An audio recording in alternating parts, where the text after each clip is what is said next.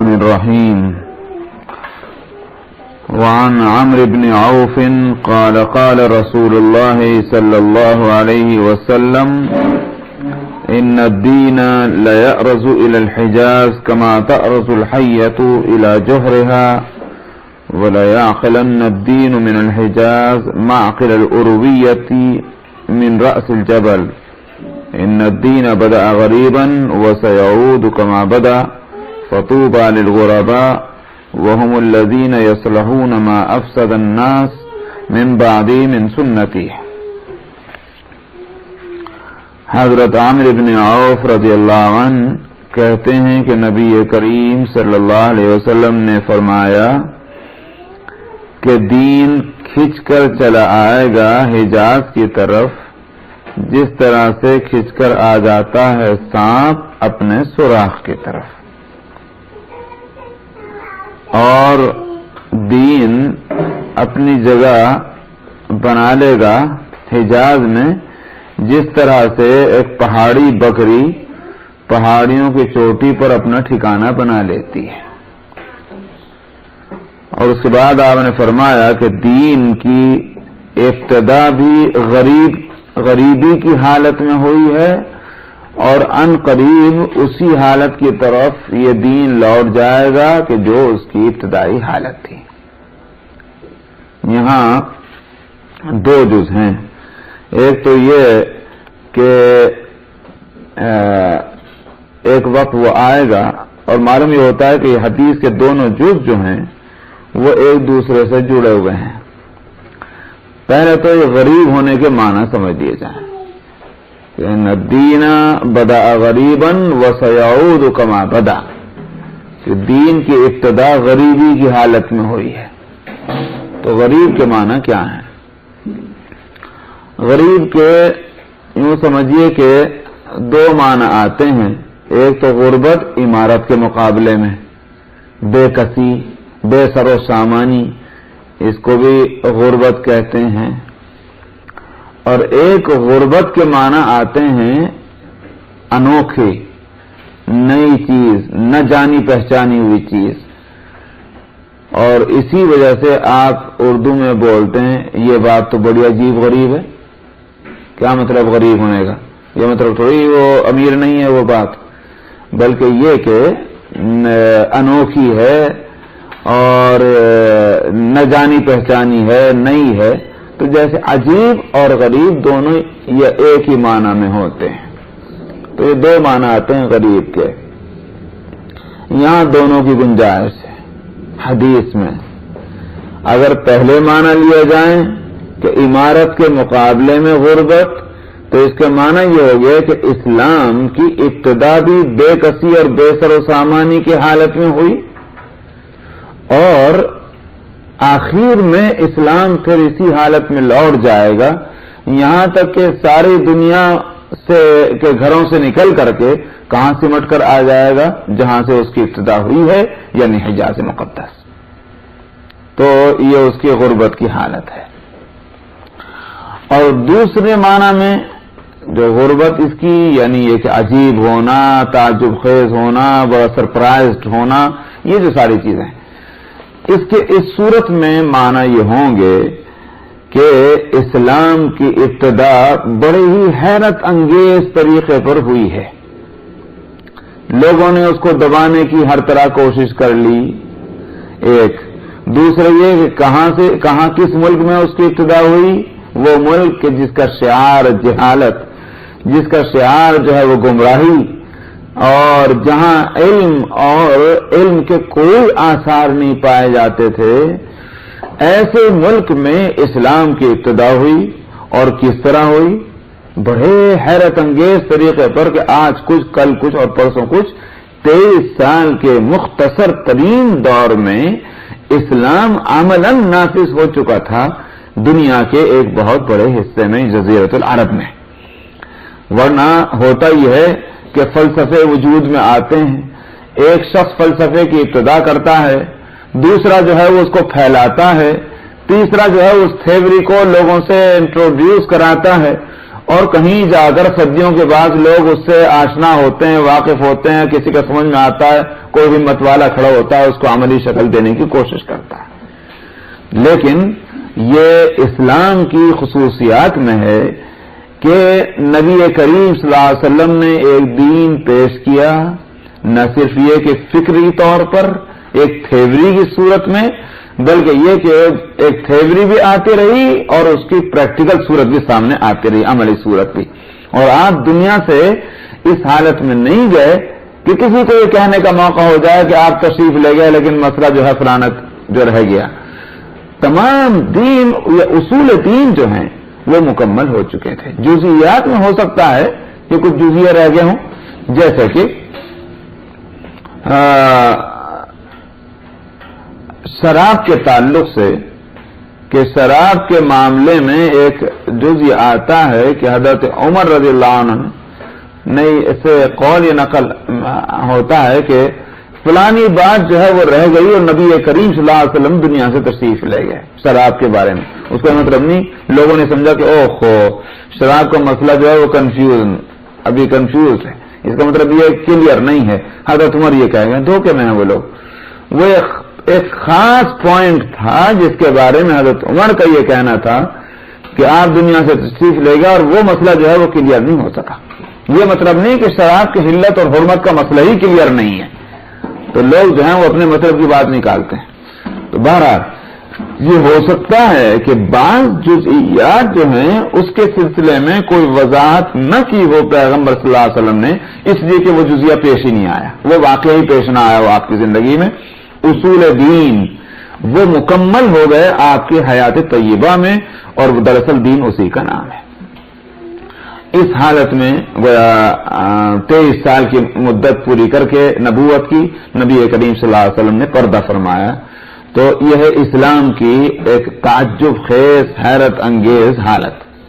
جس طرح سے اسلام ابتدائی دور میں حیرت انگیز طریقے پر پھیلا، اسپریڈ ہوا، ٹھیک اسی طرح سے اخیر زمانے میں اسلام کو وہ طاقت اور قوت حاصل ہوگی تعجب خیز اور حیرت انگیز طریقے پر کہ لوگ جو ہے وہ دانتوں میں انگلیاں دیں گے تو خو اسلام، ارے بھائی کل تک تو مسلمان جو ہے اس کو سر اٹھانے کی جو ہمت نہیں تھی، آج اسلام کے جھنڈے ساری دنیا میں گڑ گئے ہیں، یہ کیا تماشا ہے؟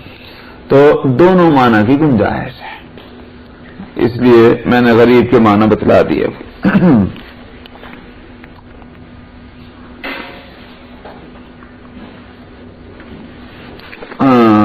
فرمایا کہ سو خوشخبری ہو غربا کے واسطے، غربا غریب کی جمع ہے، وہاں بھی وہی معنی ہوں گے دونوں۔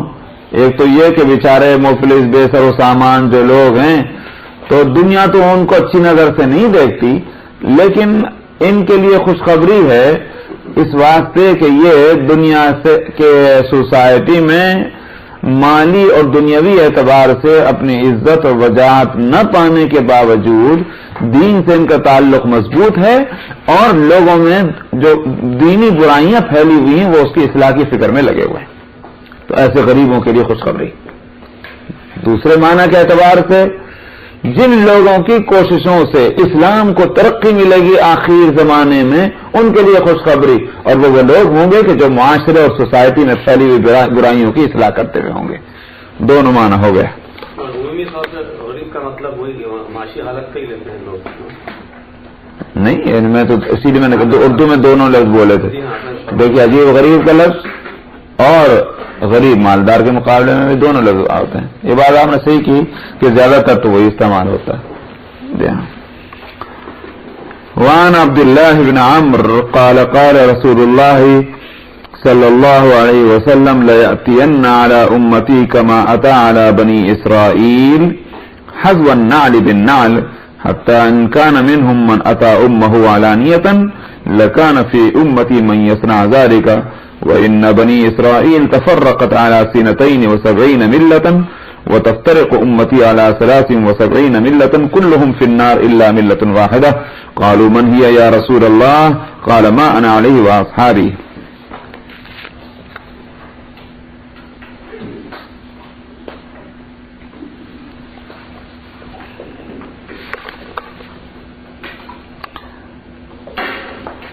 وفی روایت احمد و ابی داود عن معاویہ سنتان وسبعون فی النار وواحدۃ فی الجنہ وہی الجماعہ وإنه سيخرج في أمتي أقوام تتجارى بهم تلك الأهواء كما يتجارى الكلب في بصاحبه لا يبقى منه عرق ولا مفصل.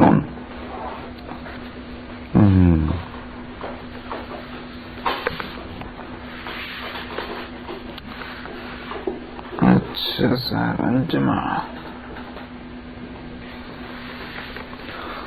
نبی حضرت عبداللہ ابن عمر ابن العاص رضی اللہ عنہما سے روایت ہے کہ وہ کہتے ہیں کہ نبی کریم صلی اللہ علیہ وسلم نے فرمایا کہ ضرور کہ ضرور میری امت پر ایک زمانہ آئے گا، ایسا زمانہ آئے گا جیسا بنی اسرائیل پر آ چکا، یا ایسے حالات آئیں گے جیسے بنی اسرائیل پر آ چکے ہیں. کیا مطلب؟ یعنی مطلب یہ ہے کہ جو اعمال ان کے تھے، جو خواہشات ان کی تھی، جو فکر و خیال ان کا تھا، جس طرح کی حرکتیں اور ادائیں ان کی تھی، طریقے زندگی جس طرح ان کا تھا، ٹھیک اسی طرح یہ ساری باتیں میری امت کے لوگ اپنائیں گے اور ان کی بھی ویسی حالت ہوگی. آپ نے فرمایا کہ حسب النعل بالنعل، یہ کہتے ہیں نا اردو میں ایک لفظ اس کو بولا جاتا ہے اس کے لیے قدم بقدم. کیا مطلب ہوتا ہے قدم بقدم کا؟ یعنی ذرا برابر فرق نہیں ہے. سمجھ قدم بقدم ایک محاورہ ہے کہ جہاں آگے والے کا پیر رکھا گیا ٹھیک اسی جگہ اپنا بھی پیر رکھ رہا ہے ایسا. یہ ہے محاورہ قدم بقدم کا، یعنی ذرا برابر ادھر نہیں، ٹھیک اسی راستے پر چلنے والا آدمی. اس کے لیے عربی میں محاورہ آتا ہے حذو النعل بالنعل، جوتے کے مقابلے میں جوتا، یعنی مطلب جہاں وہ جوتا رکھا جا رہا ہے اسی کا جوتا اس کا پیچھے چلنے والے کا. گویا اتباع اور پیروی اور فالو کرنے میں کوئی کمی نہیں کرتے، ساری چیزوں میں فالو کرتے ہیں. ایسے موقع پہ بولتے ہیں قدم بقدم یا حذو النعل بالنعل. تو یہ امت بنی اسرائیل کی پوری پیروی کرے گی، ٹھیک انہی کے راستے پر چلے گی اور انہی جیسے کام کرے گی. آپ نے فرمایا کہ یہاں تک کہ اگر بنی اسرائیل میں سے کسی شخص نے اپنی ماں سے زنا کیا ہوگا، فرمایا کہ میری امت میں بھی ایسا ہوگا، ایسا ضرور ہوگا، کوئی نہ کوئی آدمی اپنی ماں سے زنا کرے گا. کیونکہ مکمل جو ہے فالو کرنا ہے نا ان کو. جو برائیاں ان میں تھیں ان ساری برائیوں کو یہ امت اپنائے گی. تو یہ بہت ہی آخری درجے کی برائی ہے جس کو ہر زمانے میں برا سمجھا گیا، اور تو اس برائی میں بھی یہ امت مبتلا ہوگی. وَإِنَّ بَنِي إِسْرَائِيلَ تَفَرَّقَتْ عَلَى 72 مِلَّةٍ. بلکہ ترقی کر کے آپ نے فرمایا کہ بنی اسرائیل میں اختلاف ہوا اور اس میں 72 فرقے بنے. فرمایا کہ میری امت جو ہے اس معاملے میں پیچھے نہیں رہے گی بلکہ آگے ہی جائے گی. ان میں 73 فرقے ہوں گے. تو اصل میں لوگ یہاں ذرا پریشان ہوتے ہیں اس حدیث کی شرح میں، حالانکہ بات سیدھی سیدھی ہے. اب وہ گننا شروع کر دیتے ہیں کہ 14 صدیوں میں کتنے فرقے بنے مسلمانوں میں. سمجھ آیا؟ گننا شروع کر دیتے ہیں. اب وہ 73 یا 73 سے زیادہ یا کم ہوتے ہیں تو پھر گڑبڑاتے ہیں. خیر 73 سے کم ہو تو پرابلم نہیں ہوتا ان کو، اس لیے انہوں نے کہا کہ تو قیامت بہت دور ہے، ہو سکتا ہے کچھ اور بن جائے. لیکن اگر 73 سے زیادہ بنتے نظر آئے تو پھر ہوتے ہیں پریشان کہ 73 سے زیادہ ہو رہے ہیں. حدیث میں تو 73 فرمائے گئے. تو انہوں نے کہا کہ یہ تو فلانی جماعت کی جو ہے وہ ایک شاخ ہے یا اس کی برانچ ہے، دراصل یہ دونوں ایک ہیں اور وہ اس کو بھی اس کے ساتھ ملا لو. یہ سب تکلفات. یہاں نہ 72 کا عدد جو ہے متعین ہے مقصود، اور نہ 73 کا عدد جو ہے وہ مقصود ہے. بتانا یہ ہے کہ جتنے برائیاں، چونکہ پہلے فرمایا گیا تھا کہ یہ برائیوں میں قدم بقدم ہوگی، یہاں کہا جا رہا کہ یہ برائی جو ہے وہ ان میں کچھ آگے ہی بڑھ جائے گی. تو 72 فرقے اگر ان میں تو ان میں 73، تو مطلب ٹھیک 72 ان میں اور ٹھیک 73 ان میں، ایسی بات نہیں. بلکہ حاصل یہ ہے کہ جتنے ان میں ہیں کثیر فرقے، ان کے مقابلے میں اور زیادہ کثیر فرقے ہو جائیں گے اور جماعتیں بن جائیں گی میری امت کے اندر. یہ بتانا مقصود ہے. آپ نے فرمایا کلہم فی النار الا ملۃ واحدہ. میری امت کے وہ سارے فرقے جو ہیں وہ جہنم میں جائیں گے سوائے ایک کے، اور میں نے کسی وقت بتایا بھی تھا، شاید پچھلے ہفتے بات آئی تھی، میں نے کہا تھا کہ دیکھیے حق ایک ہوتا ہے اور باطل بے شمار.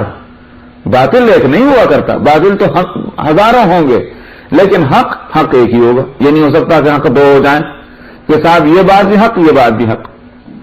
یہاں سے ایک مسئلہ اور حل کر دوں، اور وہ یہ کہ اگر یہ بات ہے کہ حق ایک ہے تو فقہ حنفی اور شافعی اور مالکی اور حنبلی یہ چار مسلک بن گئے، تو چار میں سے تو ایک ہی حق ہوگا، تو چار کیسے حق ہو گئے؟ سمجھ میں آئی نہیں بات؟ تو بلا شبہ حق ایک ہے، اور وہ کیا ہے؟ وہ ہے اسلام. یہ جو مسالک بنے ہیں، مسلک جو بنے ہیں، یہ دراصل ان میں اتنا بڑا فرق نہیں ہے کہ جیسے دین اور مذہب کا بڑا فرق ہوتا ہے. شریعت ایک ہے، دین ایک ہے، اصول قانون کی تشریح جو ہے ان میں اگر فرق ہے تو وہ دونوں تشریح اسی گویا یوں کہیے کہ اس قانون کے اندر ہی سمجھے جائیں گے، اسی کے شہر میں مانے جائیں گے، اسی کے چھتری اور امبریلے کا نیچے مانے جائیں گے. جیسے پارلیمنٹ میں قانون جو ہے پاس ہوتا ہے، دو لائر اس پر بحث کرتے ہیں اور دونوں کے دونوں اسی قانون کو فالو کرتے ہیں، اسی قانون کو ریفرنس میں پیش کرتے ہیں، لیکن قانون دان جو ہیں، قانون کے ماہرین، وہ اس قانون کی تشریح اپنے اپنے انداز میں کرتے ہیں، اس کو ایکسپلین اپنے اپنے انداز میں کرتے ہیں. ایکسپلینیشن کا فرق ہے، اس سے قانون نہیں بدلا کرتا. بعض دفعہ ایکسپلینیشن کا فرق اتنا بڑا فرق ہوتا ہے کہ دیکھنے کے اعتبار سے تو یہ کہا جائے گا کہ بھئی ایک چیز کے اندر تو ایک پراپرٹی ایک کو مل گئی اور ایک ایکسپلینیشن کے اعتبار سے یہ پراپرٹی دوسرے کو مل گئی. اتنا بڑا فرق، لیکن پھر بھی یہ کبھی نہیں کہتا کہ تم قانون کے مخالف ہو. کہا یہی جائے گا کہ دونوں اسی قانون کو فالو کر رہے ہیں جس کی تشریح میں دونوں اختلاف کر رہے ہیں. تو اس لیے ٹھیک یہی صورت ہے ان فقہا کے اختلاف کی کہ یہ تشریحات کا اختلاف ہے، ایکسپلینیشن کا اختلاف ہے، قانون کی حقیقت کا اختلاف نہیں. تو قانون جو ہے وہ ہے اسلام، وہ ہے شریعت، نبی کریم صلی اللہ علیہ وسلم کی لائی، وہ ایک ہی ہے اور وہ برحق ہے.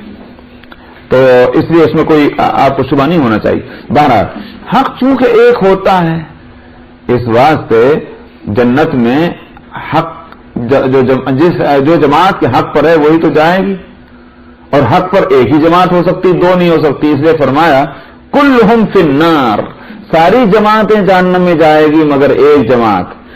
صحابہ نے پوچھا وہ کون سی ہے جماعت یا رسول اللہ؟ اس لیے کہ ان کو تو جہنم سے زیادہ جنت کی فکر تھی کہ بھئی ہم اس میں ہیں کہ نہیں ہے، کیا صورت ہے؟ آپ نے فرمایا ما انا علیہ و اصحابی، وہ جماعت وہ ہے کہ جس پر میں ہوں، جس طریقے پر میں ہوں اور میرے صحابہ ہیں. تو میں اور میرے صحابہ جس طریقے پر ہیں اس طریقے پر جو جماعت ہوگی وہی جماعت جنت میں جانے والی ہوگی، اور اس کے راستے سے اور میرے صحابہ کے راستے سے ہٹنے والی جو جماعت ہوگی وہ جنت میں نہیں جائیں گی. تو یہاں سے وہ اس بات کا بھی جواب ہو گیا جو میں نے ابھی کہا. اس لیے کہ فقہا کا اختلاف جو ہے وہ قرآن اور حدیث کے مقابلے میں نہیں. ہر فقی حنفی ہیں تو وہ ایک حدیث لا رہے، شافعی جو دوسری حدیث لا رہے. جب حدیث ہی پر ان کا اجتہاد ہے تو آپ نے تو خود ہی فرمایا تھا مان علی و اصحابی، میں اور میرے صحابہ جس طریقے پر ہوں گے وہ ایک جماعت ہے اور وہ جنت میں جانے والی ہے. تو اس کا مطلب یہ ہوا کہ حنفی اور شافعی اور مالکی حنبلی یہ چار جماعتیں نہیں، یہ چاروں ایک ہی جماعت ہیں. اور وہ جماعت کیسے بڑی؟ اس لیے کہ ان کا طریقہ وہ ہے جو حضرات صحابہ رضی اللہ عنہم کا تھا.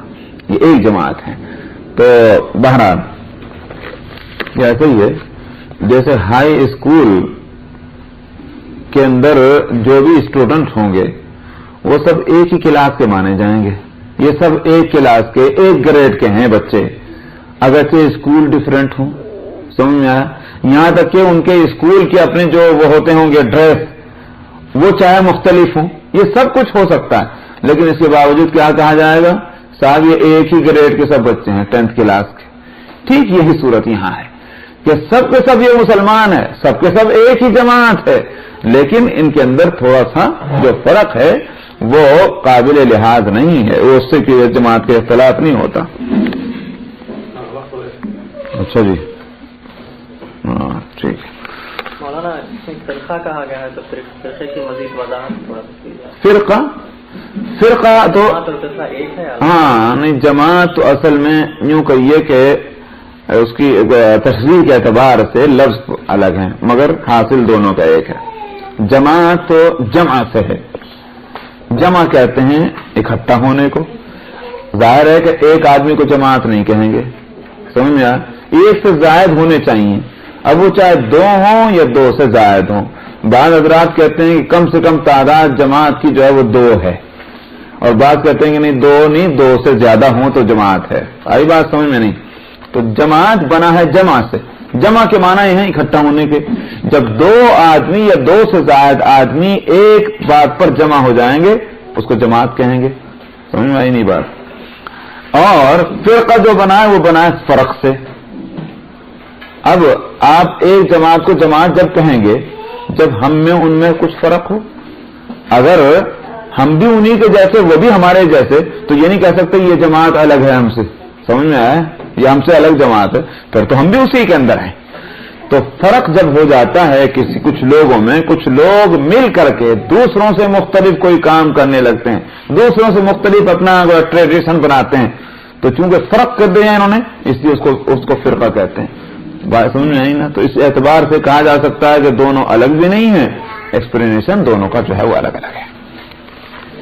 تو خیر اسی طرح سے یہ حدیث جو ہے یہ آئی ہے مسند احمد اور ابو داؤد میں حضرت معاویہ سے، اور وہاں فرمایا کہ 72 فرقے جنت میں ہیں اور ایک فرقہ جو ہے وہ جنت میں ہے. یعنی پہلے حدیث میں تو فرمایا تھا کہ سب کے سب جہنم میں سوائے ایک فرقے کے، بس یہ الفاظ تھے.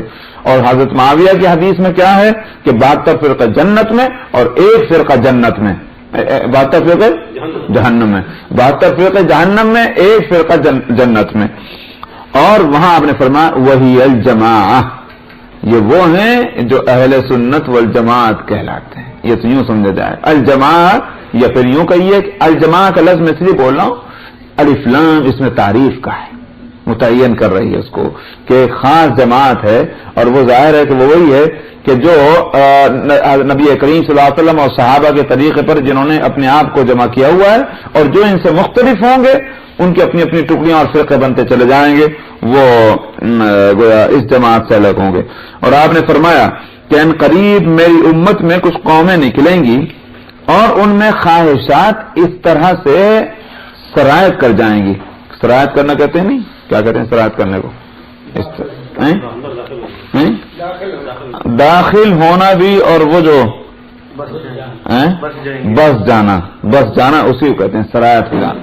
اس طرح سے سرایت کریں گی پورے بدن ان کے اندر وہ خواہشات ان کے لوگوں کے اندر جس طرح سے ایک بیماری ہے اس کے لیے فرمایا کلب کتے کے کاٹے سے ایک تکلیف پیدا ہوتی ہے، اور وہ تکلیف کاٹا کتے نے مثلاً یہاں، لیکن اس کا اثر پورے بدن میں پھیلنا شروع ہو جاتا ہے. یہ تو اس کو آپ کہیے کہ زہر پھیلنا شروع ہوتا ہے یا آپ کچھ بھی کہیں، اس کو عربی کے اندر اس کتے کے کاٹے ہوئی بیماری کا نام ہی کلب ہے، جبکہ کلب کتے کو کہتے ہیں لام کے جزم کے ساتھ، اور وہ بیماری ہو گئی کلب. تو جس طرح سے کتے کے کاٹی ہوئی وہ جو بیماری ہے وہ جس طرح سے بدن کے اندر سرایت کرتی جاتی ہے، یہاں سے کاٹا تو معلوم ہوگا یہ چلی پورے بدن میں پھیلتی چلی جا رہی ہے.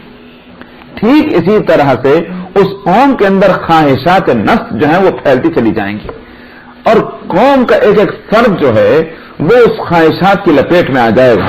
اور ظاہر ہے کہ خواہشات کا مطلب یہ نہیں کہ اسلامی خواہشات، ورنہ ان کو اس طرح نہ تعبیر کی جاتی، بلکہ یہ کہ اسلام کے مقابلے کی خواہشات تو وہ ان میں پھیل جائیں گی. اور آپ نے فرمایا کہ نہ کوئی رگ اور نہ کوئی پٹھا ایسا باقی نہیں رہے گا کہ نہیں رہتا جس میں وہ داخل نہ ہو جاتی ہے. کون؟ وہ بیماری. تو ٹھیک اسی طرح سے ایسی حالت ہوگی کہ میری قوم کا کوئی فرد نہ بچے گا کہ جس کے اندر وہ خواہشات نہ گھس چکی ہو. تو اب آپ دیکھ رہے ہیں اپنا جو کچھ حالت ہم لوگوں کی ہے، سمجھ میں آیا؟ اسلام کم، خواہشات آگے، اسلام پیچھے، خواہشات آگے. وہ تو جو ہماری صورتحال ہے اس کی اطلاع پہلے ہی دے دی گئی تھی. اللہ تعالیٰ حفاظت فرمائے. الرحمن الرحیم وعن ابن عمر قال قال رسول الله صلى الله عليه وسلم ان الله لا يجمع امتي او قال امة محمد على ضلالة ويد الله على الجماعة ومن شذ في النار رواہ الترمذی۔ حضرت عبداللہ بن عمر رضی اللہ عنہما کہتے ہیں کہ نبی کریم صلی اللہ علیہ وسلم نے ارشاد فرمایا کہ اللہ تعالی میری امت کو نہیں جمع فرمائے گا، یا آپ نے فرمایا کہ امت محمد کو نہیں جمع فرمائے گا، امتی یا امت محمد، راوی کو اس میں شبہ ہے کہ دو میں سے ایک لفظ بولے ہیں، حاصل دونوں کا ایک ہی ہے۔ نہیں جمع فرمائے گا اللہ تعالیٰ میری امت کو یا امت محمد کو گمراہی پر، یعنی میری پوری امت گمراہ ایسے کام پر متفق ہو جائیں، متحد ہو جائیں جو شرعاً اور اللہ کی نظر میں غلط ہو، گمراہی ہو، ایسا نہیں ہو سکتا۔ ایک آدھ فرد 100-200 آدمی غلطی کر سکتے ہیں، لیکن ساری دنیا کے مسلمان کسی بھی وقت کسی ایسی بات پر متفق ہو جائیں اور ایک رائے ہو جائیں جس کو گمراہی کہا جائے شریعت کی نظر میں، ایسا کبھی نہیں ہوگا۔ وَيَدُ اللَّهِ عَلَى الْجَمَاعَةِ، اور اللہ کا ہاتھ جماعت پر ہے۔ یہ سینٹنس ہے تو بالکل الگ، واو کے ذریعے سے لائیں اور، لیکن یہ معلوم ہوتا ہے کہ شاید اس کی وجہ بتلائی گئی ہے۔ میری امت گمراہی پر کیوں متفق نہیں ہوگی؟ اس کی وجہ یہ ہے کہ اللہ کا ہاتھ جماعت پر ہے۔ ہاتھ ہونے کے یہ معنی نہیں کہ اللہ تعالیٰ نے اپنا حقیقی ہاتھ جیسے ہمارا اور آپ کا ہاتھ ہوتا ہے ٹھیک اس طرح کا ہاتھ اللہ کا ہوگا اور وہ جماعت کے سب پر رکھیں گے۔ ایک محاورہ ہے، کسی کی تائید کرنی ہو، کسی کی مدد کرنی ہو تو یہ کہا جاتا ہے کہ بھئی تو آپ کا ہاتھ اپنے سروں پر چاہتے ہیں، ہمارے سروں پر تو آپ کا ہاتھ ہے، ہمارے اوپر تو آپ کا سایہ ہے۔ کیا مطلب ہے؟ ہمیں کوئی فکر کی بات نہیں، ہمیں کوئی گھبراہٹ نہیں، اس لیے کہ آپ کی تائید اور آپ کی توجہ ہمیں حاصل ہے۔ یہ محاورہ ہے۔ تو اللہ کی تائید اور نصرت جماعت کے ساتھ ہے۔ تو جب اجتماعیت جہاں ہوگی، جہاں جماعت کی شکل بنے گی، جہاں مسلمانوں کی میجارٹی ہوگی ایک مسئلے پر متفق، وہاں اللہ کی تائید ہوگی، اللہ کی نصرت ان کو شامل ہوگی۔ ومن شذ فی النار، اور جو جماعت سے الگ ہو گیا وہ جہنم میں الگ جا پڑا۔ اس سے اجتماعیت کا فائدہ سامنے آتا ہے۔ ہمیں معلوم نہیں کہ پچھلی امتوں کو یہ بات حاصل تھی کہ نہیں تھی، کسی روایت میں کسی آیت میں یہ بات نہیں ملتی کہ یہ نعمت جو اللہ سبحانہ و تعالیٰ کی طرف سے اس امت کو عطا ہوئی ہے، یہ نعمت پچھلی امتوں کو بھی حاصل تھی۔ غور کرنے سے سمجھ میں آتا ہے اسی روایت کے اندر کہ یہ خصوصیت اس امت کی ہے، کیونکہ آپ نے فرمایا کہ میری امت نہیں جمع ہوگی، ورنہ یوں فرما دیتے کہ اللہ کے بندے کسی ایک گمراہی پر جمع نہیں ہوں گے، لیکن میری امت کا لفظ فرمانا یا امت محمد کا لفظ فرمانا، اس سے سمجھ میں آتا ہے کہ یہ خصوصیت ہے اس امت کی۔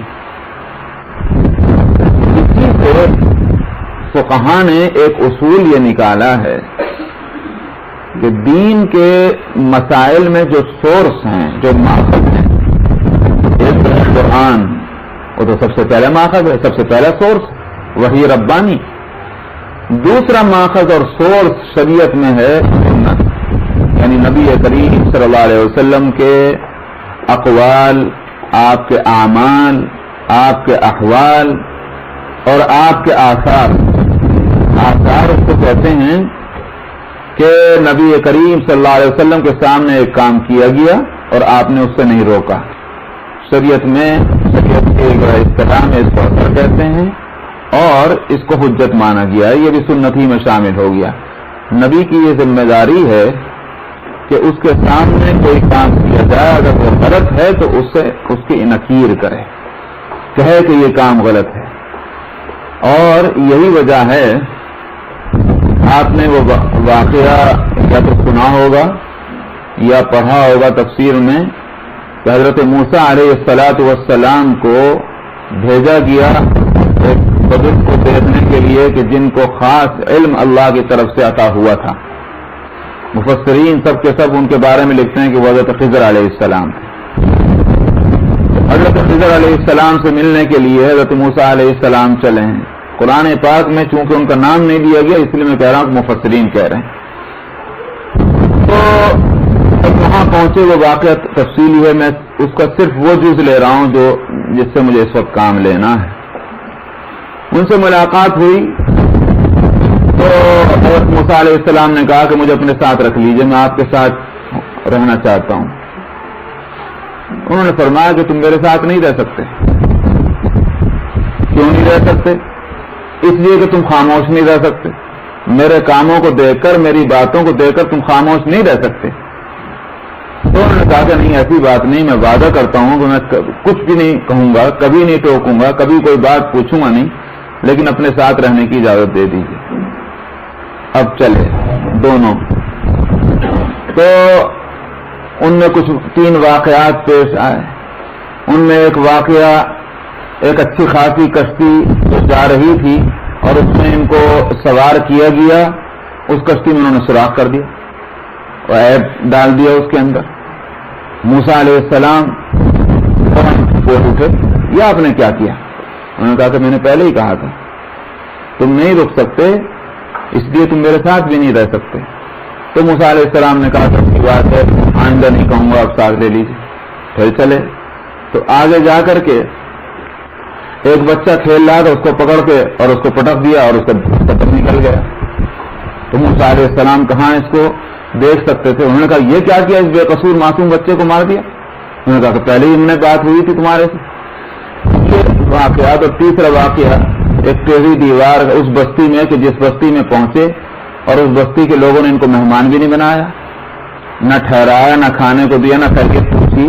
ایسے ظالم وہ لوگ تھے، تو بجائے اس کے کہ ان کے لیے کوئی نقصان کا معاملہ کرتے، حضرت خضر علیہ السلام نے الٹا احسان کا معاملہ یہ فرمایا کہ وہاں اس بستی کے اندر ایک دیوار ٹیڑھی ہو رہی تھی اور اس کی کمر کا سہارا دے کر اس کو سیدھا کر دیا۔ تو موسیٰ علیہ السلام نے کہا کہ بھئی یہ کام آپ نے کیا کیا؟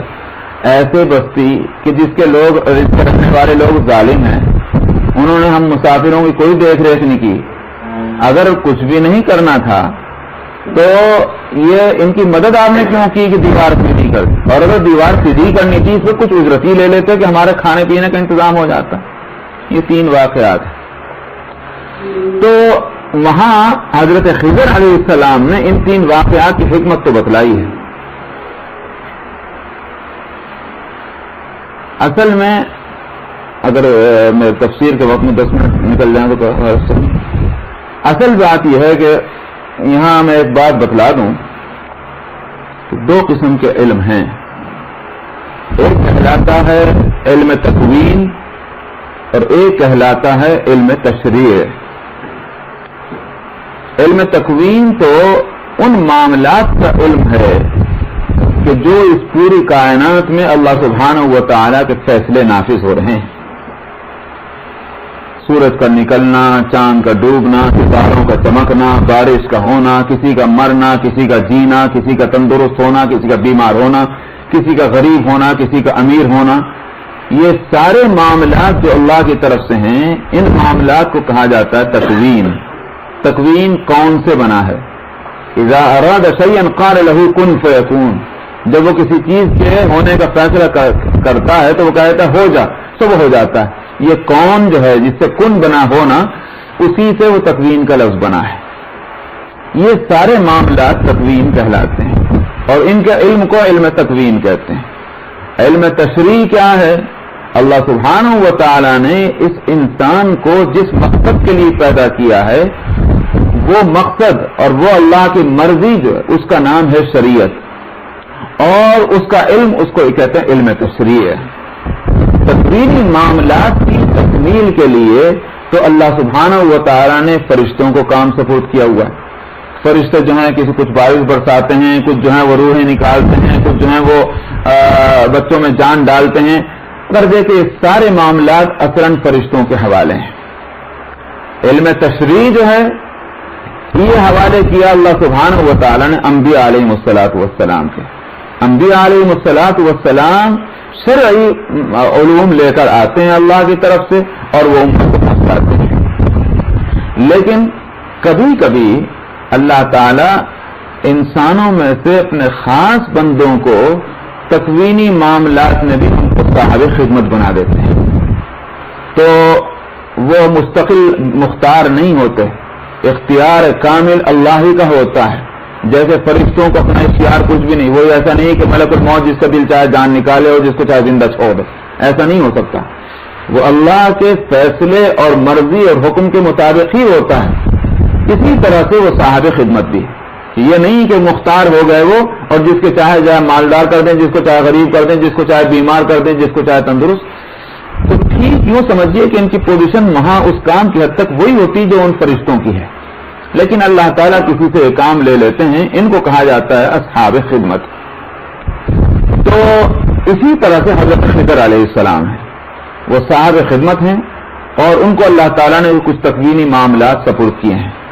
حضرت موسیٰ علیہ السلام نبی ہیں، شرعی علوم کے امام ہیں، مرکز ہیں. ان کے مقابلے میں اس وقت کسی کو وہ علم حاصل نہیں ہے اور ہر شخص پابند ہے اس وقت حضرت موسیٰ علیہ السلام کی پیروی کرنے کا، اس لیے کہ شریعت کا علوم کے وہی مرکز ہیں.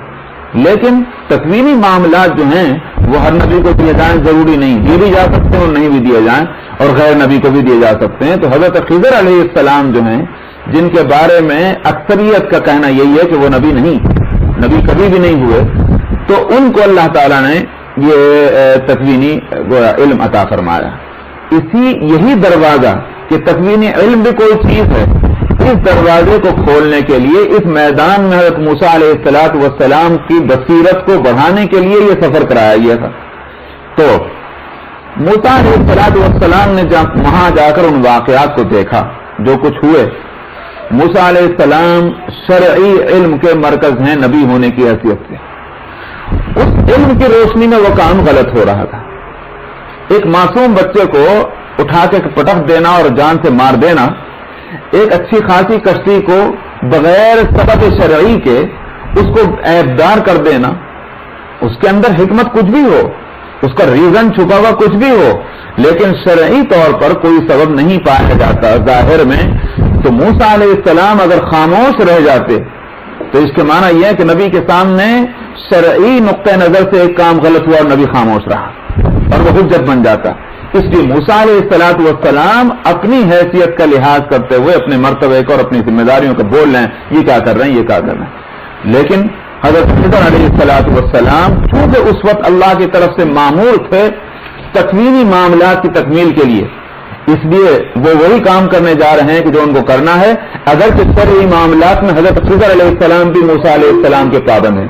سمجھ میں آگے نہیں؟ اچھی بات ہے. یہ میں ساری تقریر اس لیے کی ہے کہ کہیں بعض لوگوں کے ذہنوں میں یہ بات نہ بیٹھ جائے کہ اچھا تو موسیٰ علیہ السلام سے مقام حضرت خضر علیہ السلام کا بڑھ گیا، یہ شبانہ پیدا ہو جائے. اس لیے میں نے ساری تقریر کی ہے. نبی وقت جو ہوتا ہے اس کا مقام اس وقت کے سارے انسانوں میں سب سے بلند ہوتا ہے، چاہے کوئی کتنا بھی باکمال ہو، لیکن وہ نبی کے برابر نہیں ہو سکتا. نبی کا مقام سب سے اونچا ہوتا ہے. حضرت موسیٰ علیہ السلام نبی وقت ہیں، خضر علیہ السلام نبی نہیں ہیں. تو خضر علیہ السلام کا درجہ اتنا اونچا نہیں ہے جتنا حضرت موسیٰ علیہ السلام کا مقام ہوتا ہے. یہیں سے ایک اور نقطہ بھی بتلا دوں، اور وہ یہ کہ علماء امت کا اس پر اتفاق ہے کہ وہ جو میں نے ابھی بتایا کہ کچھ اولیاء اللہ وہ ہوتے ہیں کہ جن کو اللہ تعالیٰ صاحب تکوین بناتے ہیں، صاحب خدمت بناتے ہیں، اگرچہ وہ ایک مقبولیت کا ایک مقام ہے، لیکن جو لوگ شرعی کاموں کی پر خدمت کے لیے، یعنی شرعی معاملات کی، شرعی علوم کی نشر و اشاعت کے واسطے، شرعی نقطہ نظر سے لوگوں کی اصلاح کے واسطے، تربیت کے واسطے جو مامور ہیں، ان کا مقام اونچا ہے. سمجھ میں آگے نہیں بات؟ بعض بزرگوں کے بارے میں سنا ہوگا کہ صاحب ان سے دعا کراؤ تو بیمار تندرست ہو جاتے ہیں، صاحب فلانے بزرگ جو ہیں ان سے دعا کراؤ تو مقدمے میں جیت جاتے ہیں، یہ اصحاب خدمت ہیں۔ لیکن اپنی جگہ یہ مقبول خداوندی ہیں، لیکن ان کا درجہ، ان کے مقابلے میں ان کا درجہ ہمیشہ اونچا رہے گا کہ جن کو اللہ سبحانہ و تعالی نے شریعت کے علوم کی نشر و اشاعت کی ذمہ داری سپرد کی ہے، اور وہ اس روشنی میں لوگوں کی تربیت کرتے ہیں، لوگوں کو سنتوں کا عادی بناتے ہیں، بدعات سے روکتے ہیں، ان کا درجہ اونچا ہوتا ہے۔ کیوں؟ اسی واسطے کہ تکوینی امور کے مقابلے میں تشریعی امور کا مقام اونچا ہے۔ یہ نبی کا جانشین ہے، اور وہ زیادہ سے زیادہ ان اولیاء اللہ کے جانشین قرار پائیں گے جن کو تکوینی معاملات کی خدمتیں سپرد ہوئی ہیں۔ تو بہرحال مجھے یہاں سے جو بات لینی تھی وہ یہ کہ نبی جو ہے اس کے سامنے جب کوئی کام غلط ہوگا شریعت کی روشنی میں، اس کی ذمہ داری ہے کہ اس کا غلط ہونا واقع کر دے۔ اگر وہ خاموش ہو گیا تو اس کے معنی یہ ہے کہ اس کی نظر میں وہ کام صحیح ہے، اس کو کہتے ہیں اثر۔ تو اثر ہو، قول ہو، فعل ہو، یہ سنت ہے، اور یہ ایک سورس ہے شریعت کے اندر، یہ دوسرا نمبر کا ہے۔ تیسری چیز جو بطور سورس کے اور ماخذ کے تسلیم کی جاتی ہے وہ ہے اجماع، اجماع امت۔ ظاہر بات ہے کہ اجماع امت میں حضرات صحابہ رضی اللہ عنہم کا اجماع تو کہیں اعلیٰ درجے کا ہوگا، اس لیے کہ وہ پوری کے پورے مسلمانوں کی از اول تاخر ساری جماعت جو ہے وہ اگر سچی ہے اور صادق ہے تو ان کا اجماع کیسے حجت نہیں بنے گا جبکہ پوری امت کا اجماع حجت ہے۔ تو حاصل یہ ہے کہ اجماع امت جو ہے وہ شریعت کے اندر بطور ماخذ کے حجت مانا گیا ہے۔ اگر مسلمان ساری دنیا کے کسی وقت کسی معاملے پر متفق ہو جائیں، متحد ہو جائیں، تو کسی مسلمان کے لیے جائز نہیں کہ وہ اس کے خلاف کرے۔ یہ ہے اجتماعی معاملات۔ ابھی یہ ایک واقعہ مثلا ہوا اور اکثر ہر سال ہوتا ہے تقریباً یہ کہ صاحب کسی شہر کے اندر مثلا ہلال کمیٹی بنائی گئی، چاند کا فیصلہ کرنے کے لیے کمیٹی بنائی گئی، مختلف آرگنائزیشنز نے مل کر بنائی، یا مسلمانوں نے متفق ہو کر کے وہاں ان کے ذمہ داروں نے ایک جماعت بنا دی، ایک کمیٹی بنا دی کہ بھئی چاند کے معاملات کا یہ فیصلہ کریں گے۔ اب وہ فیصلہ کرتے ہیں، لیکن دیکھنے میں یہ آتا ہے خاص طور پر اس ملک میں جو مسلمان آئے ہیں وہ اپنے ملکوں میں تو وہ پابندی کرتے تھے، لیکن معلوم نہیں یہاں آ کر انہوں نے کیا سمجھا کہ یہاں کے ملک زمین اور آسمان بدل گیا ہے، کیا ہو گیا۔ ہر شخص اپنے کو آزاد سمجھتا ہے۔ میرے پاس مختلف اس طرح کے فون آئے لوگوں کے، اور انہوں نے کہا کہ ہم تو اس سے تسلی نہیں ہو رہی ہے اس فیصلے سے، اور ہمیں اطمینان نہیں، ٹھیک ہے ہم عید جو ہے سب کے ساتھ کر لیں گے لیکن روزہ چھوڑنے کو دل نہیں چاہ رہا۔ یہ اسی اجتماعیت کے خلاف ہے۔ اجتماعی طور پر جب ایک فیصلہ ہو گیا، تسلیم ہے کہ ہو سکتا ہے کہ وہ غلط ہو، حقیقتاً چاہے وہ فیصلہ غلط صحیح، لیکن اگر انہوں نے دیانتداری کے ساتھ اپنے علم کی روشنی میں فیصلہ کیا ہے تو سارے مسلمانوں پر اس علاقے کے جس علاقے کے لیے وہ کمیٹی بنائی گئی ہے، اس علاقے کے سارے مسلمانوں پر اس فیصلے پر عمل کرنا واجب ہے، شرعاً واجب ہے۔ شریعت کسی ایسے عمل کو پسند نہیں کرتی کہ جس سے مسلمانوں میں انتشار پیدا ہو۔ انتشار سے پہلے کا جو درجہ ہے کہ دلوں میں شک پیدا ہونا، شریعت اس کو بھی پسند نہیں کرتی۔ مسلمان اجتماعیت میں رہیں بغیر کسی تردد کے، بغیر کسی شک اور شبہ کے۔ اسی وجہ سے یوم الشک کے روزے رکھنے کو مکروہ قرار دیا۔ یوم الشک کس کو کہتے ہیں؟ 29ویں تاریخ کا روزہ، مثلا 30 شعبان کو، 29 شعبان کو چاند نہیں ہوا، یہ چاند ہونے کا فیصلہ نہیں ہوا، 30 تاریخ آ گئی، کسی نے یہ خیال کر کے کہ ہو سکتا ہے کہ آج رمضان کی پہلی تاریخ ہو جائے، اگرچہ ہمیں چاند نظر نہیں آیا لیکن ہو سکتا ہے کہ آج پہلا روزہ ہو، لہذا وہ روزہ رکھ لے، جبکہ اس شہر میں فیصلہ نہیں کیا گیا کہ رمضان شروع ہوا۔ اس کو یوم الشک کا روزہ کہتے ہیں۔ مکروہ لکھا ہے اس کو۔ کیوں مکروہ لکھا؟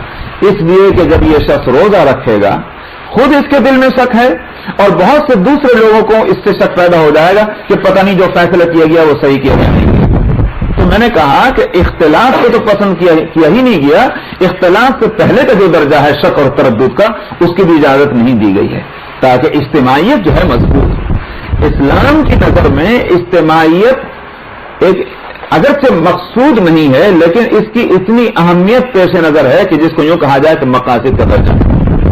اگر غور کیا جائے تو اسلام کے سارے معاملات، وہ سارے معاملات کہ جو ہماری نظر میں بڑے اہم ہیں، آپ دیکھیں کہ اس میں اجتماعیت کو برقرار رکھا گیا.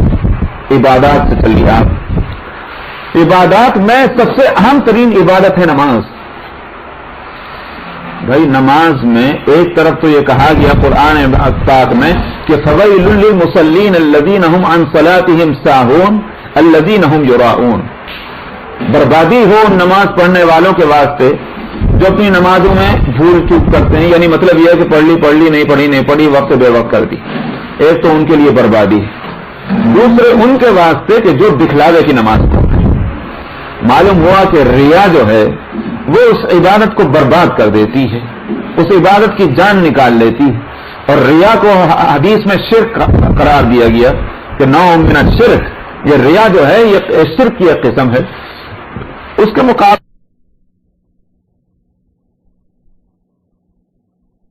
آتی ہے تو پہلے ہی مرحلہ تاکہ اخلاص کے ساتھ نماز پڑھی جائے. لیکن آپ دیکھتے ہیں کہ ایک طرف اخلاص مقصود ہے، اس کی اپنی جگہ بڑی اہمیت ہے، اس کو عمل کی روح اور جان کہا گیا، مگر دوسری طرف ایک مرد کی نماز وہی افضل نماز ہے جو مسجد میں آ کر کے جماعت کے ساتھ پڑھی جائے، اور اس نماز کا ثواب دوسری نماز کے مقابلے میں 27 گنا کم سے کم زیادہ. کیا ہے؟ اجتماعیت. آگے آئیے، نمبر 2 کی عبادت ہے زکوٰۃ.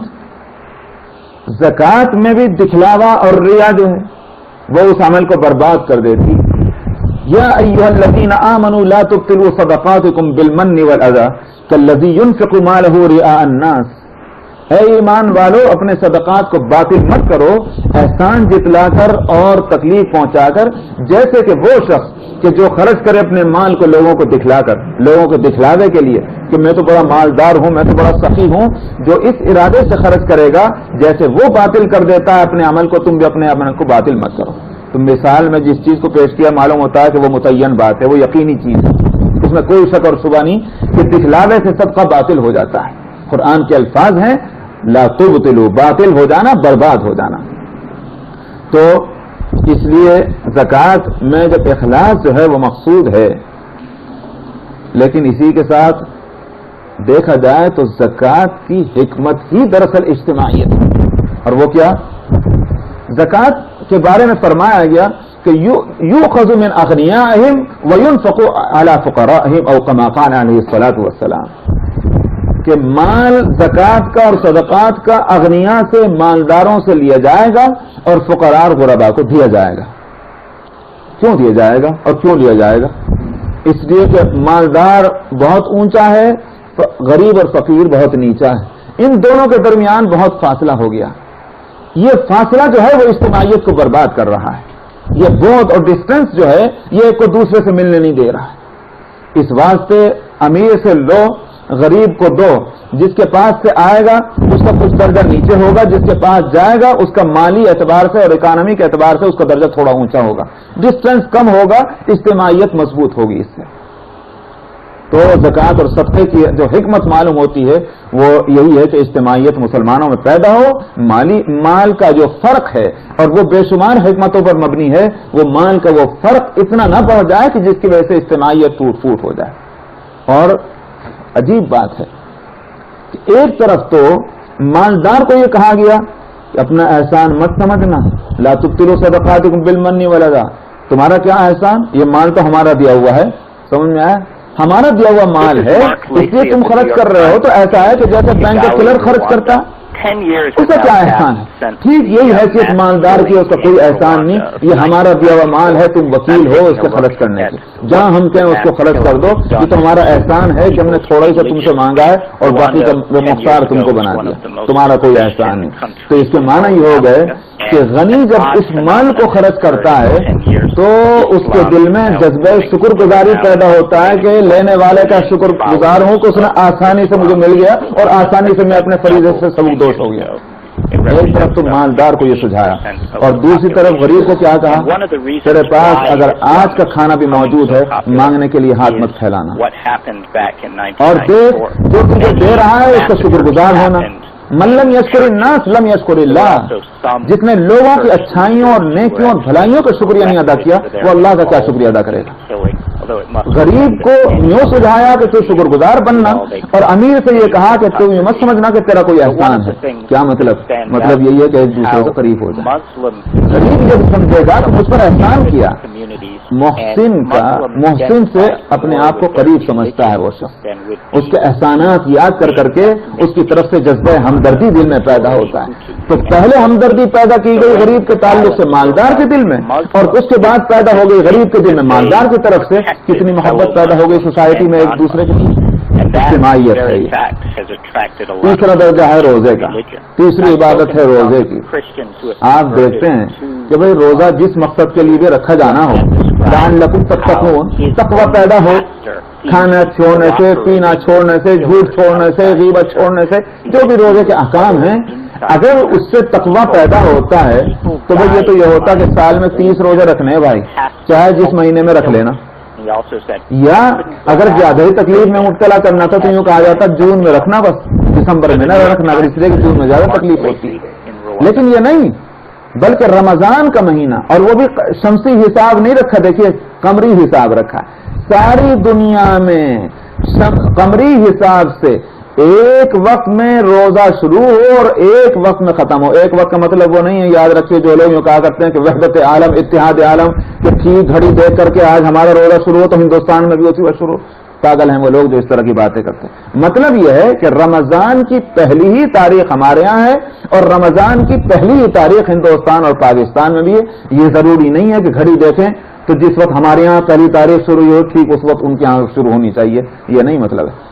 तो इसमें भी इत्तिहाद है कि जब यकसा हाल सारी दुनिया के मुसलमानों का होगा एक वक्त के अंदर, तो इसके माना यह होगा कि इज्तिमाइयत पाई गई है। इसी तरह आप चलें, आखिरी इबादत कौन सी है इन इबादत के अंदर फराइज में? हज।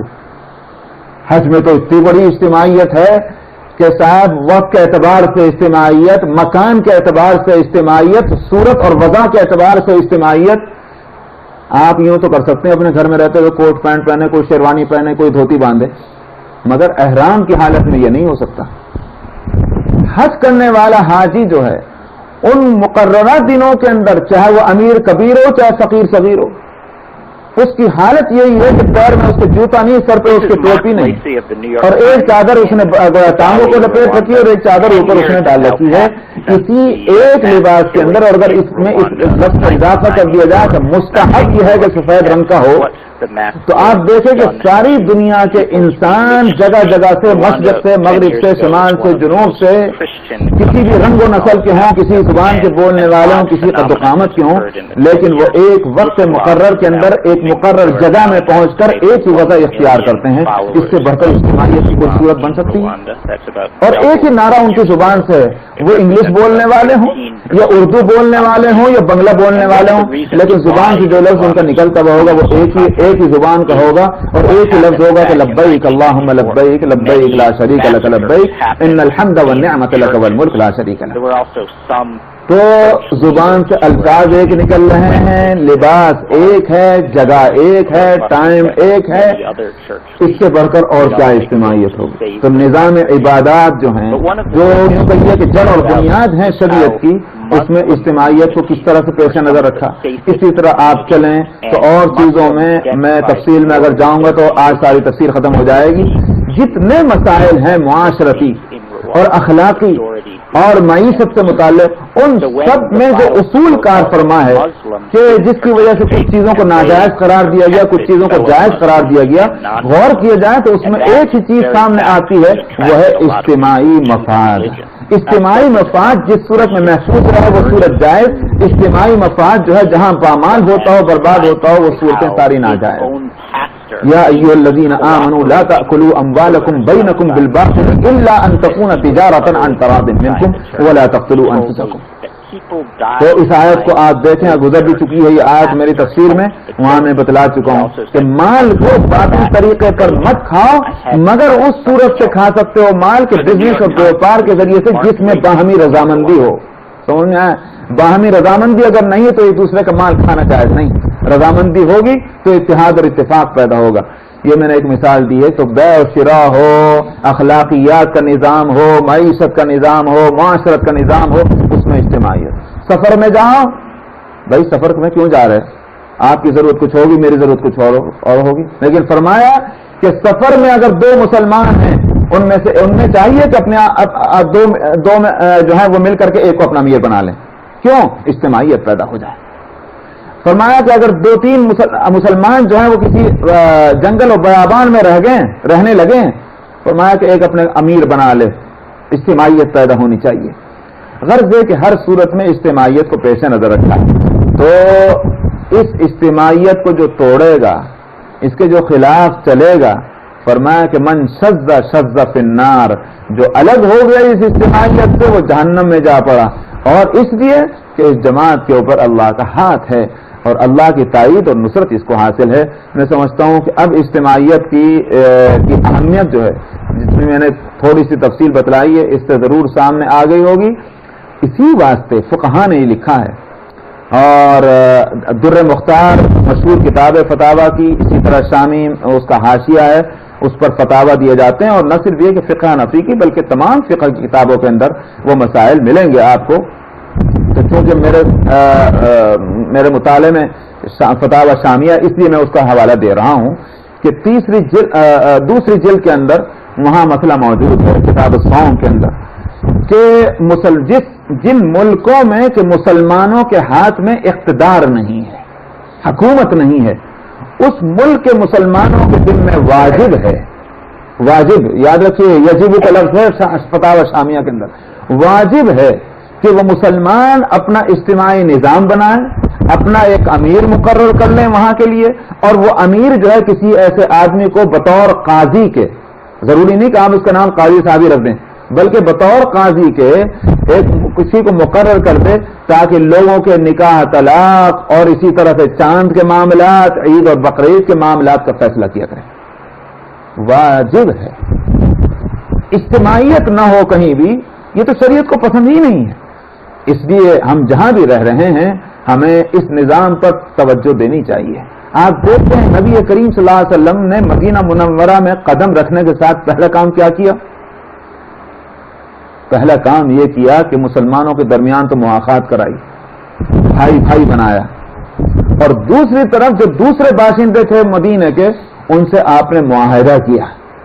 ٹھیک ہے نہیں؟ معاہدہ کیے کہ نہیں کیا آپ نے؟ تو غیروں کے ساتھ معاہدے کیے اور اپنوں کو ایک دوسرے کے ساتھ جوڑا. پہلا کام مدینہ منورہ میں آنے کے بعد جو آپ کر رہے ہیں وہ اجتماعیت کے مضبوطی اور استحکام کا کر رہے ہیں. اگر اہمیت نہ ہوتی تو آپ یہ سارا کام کیوں کرتے؟ ہم لوگ کسی شہر میں، کسی ملک میں، کسی علاقے میں جا کر بستے ہیں، فیصلہ کرتے ہیں کہ ہم کو یہاں رہنا ہے، ہم کو اس کو وطن بنا لینا، ہر وطن بنا لیتے ہیں اور ساری چیزوں کی ہم فکر کرتے ہیں، لیکن مسلمانوں میں اجتماعیت پیدا ہو اس کی ہم فکر نہیں کرتے. لیکن جب اجتماعیت کے بعد اپنے آپ کو اس نظام میں وعن انس قال قال لي رسول الله صلى الله عليه وسلم يا بني ان قدرت ان تصبح وتمسي وليس في قلبك غش لأحد فافعل. ثم قال يا بني وذلك من سنتي ومن احب سنتي فقد احبني ومن احبني كان معي في الجنة. رواہ الترمذی. حضرت انس رضی اللہ عنہ کہتے ہیں کہ نبی کریم صلی اللہ علیہ وسلم نے مجھے فرمایا کہ اے میرے بیٹے، جہاں تک احادیث کو دیکھنے سے معلوم ہوتا ہے، خاندان سے باہر کے کسی فرد کے لیے آپ نے یہ لفظ صرف حضرت انس رضی اللہ عنہ کے لیے استعمال کیا ہے. مجھے کسی اور کے لیے یہ لفظ کہ نبی کریم صلی اللہ علیہ وسلم نے بولا ہو اور کے لیے دیکھنا کہیں یاد نہیں ہے. صرف حضرت انس رضی اللہ عنہ کو آپ فرما رہے ہیں میرے بیٹے.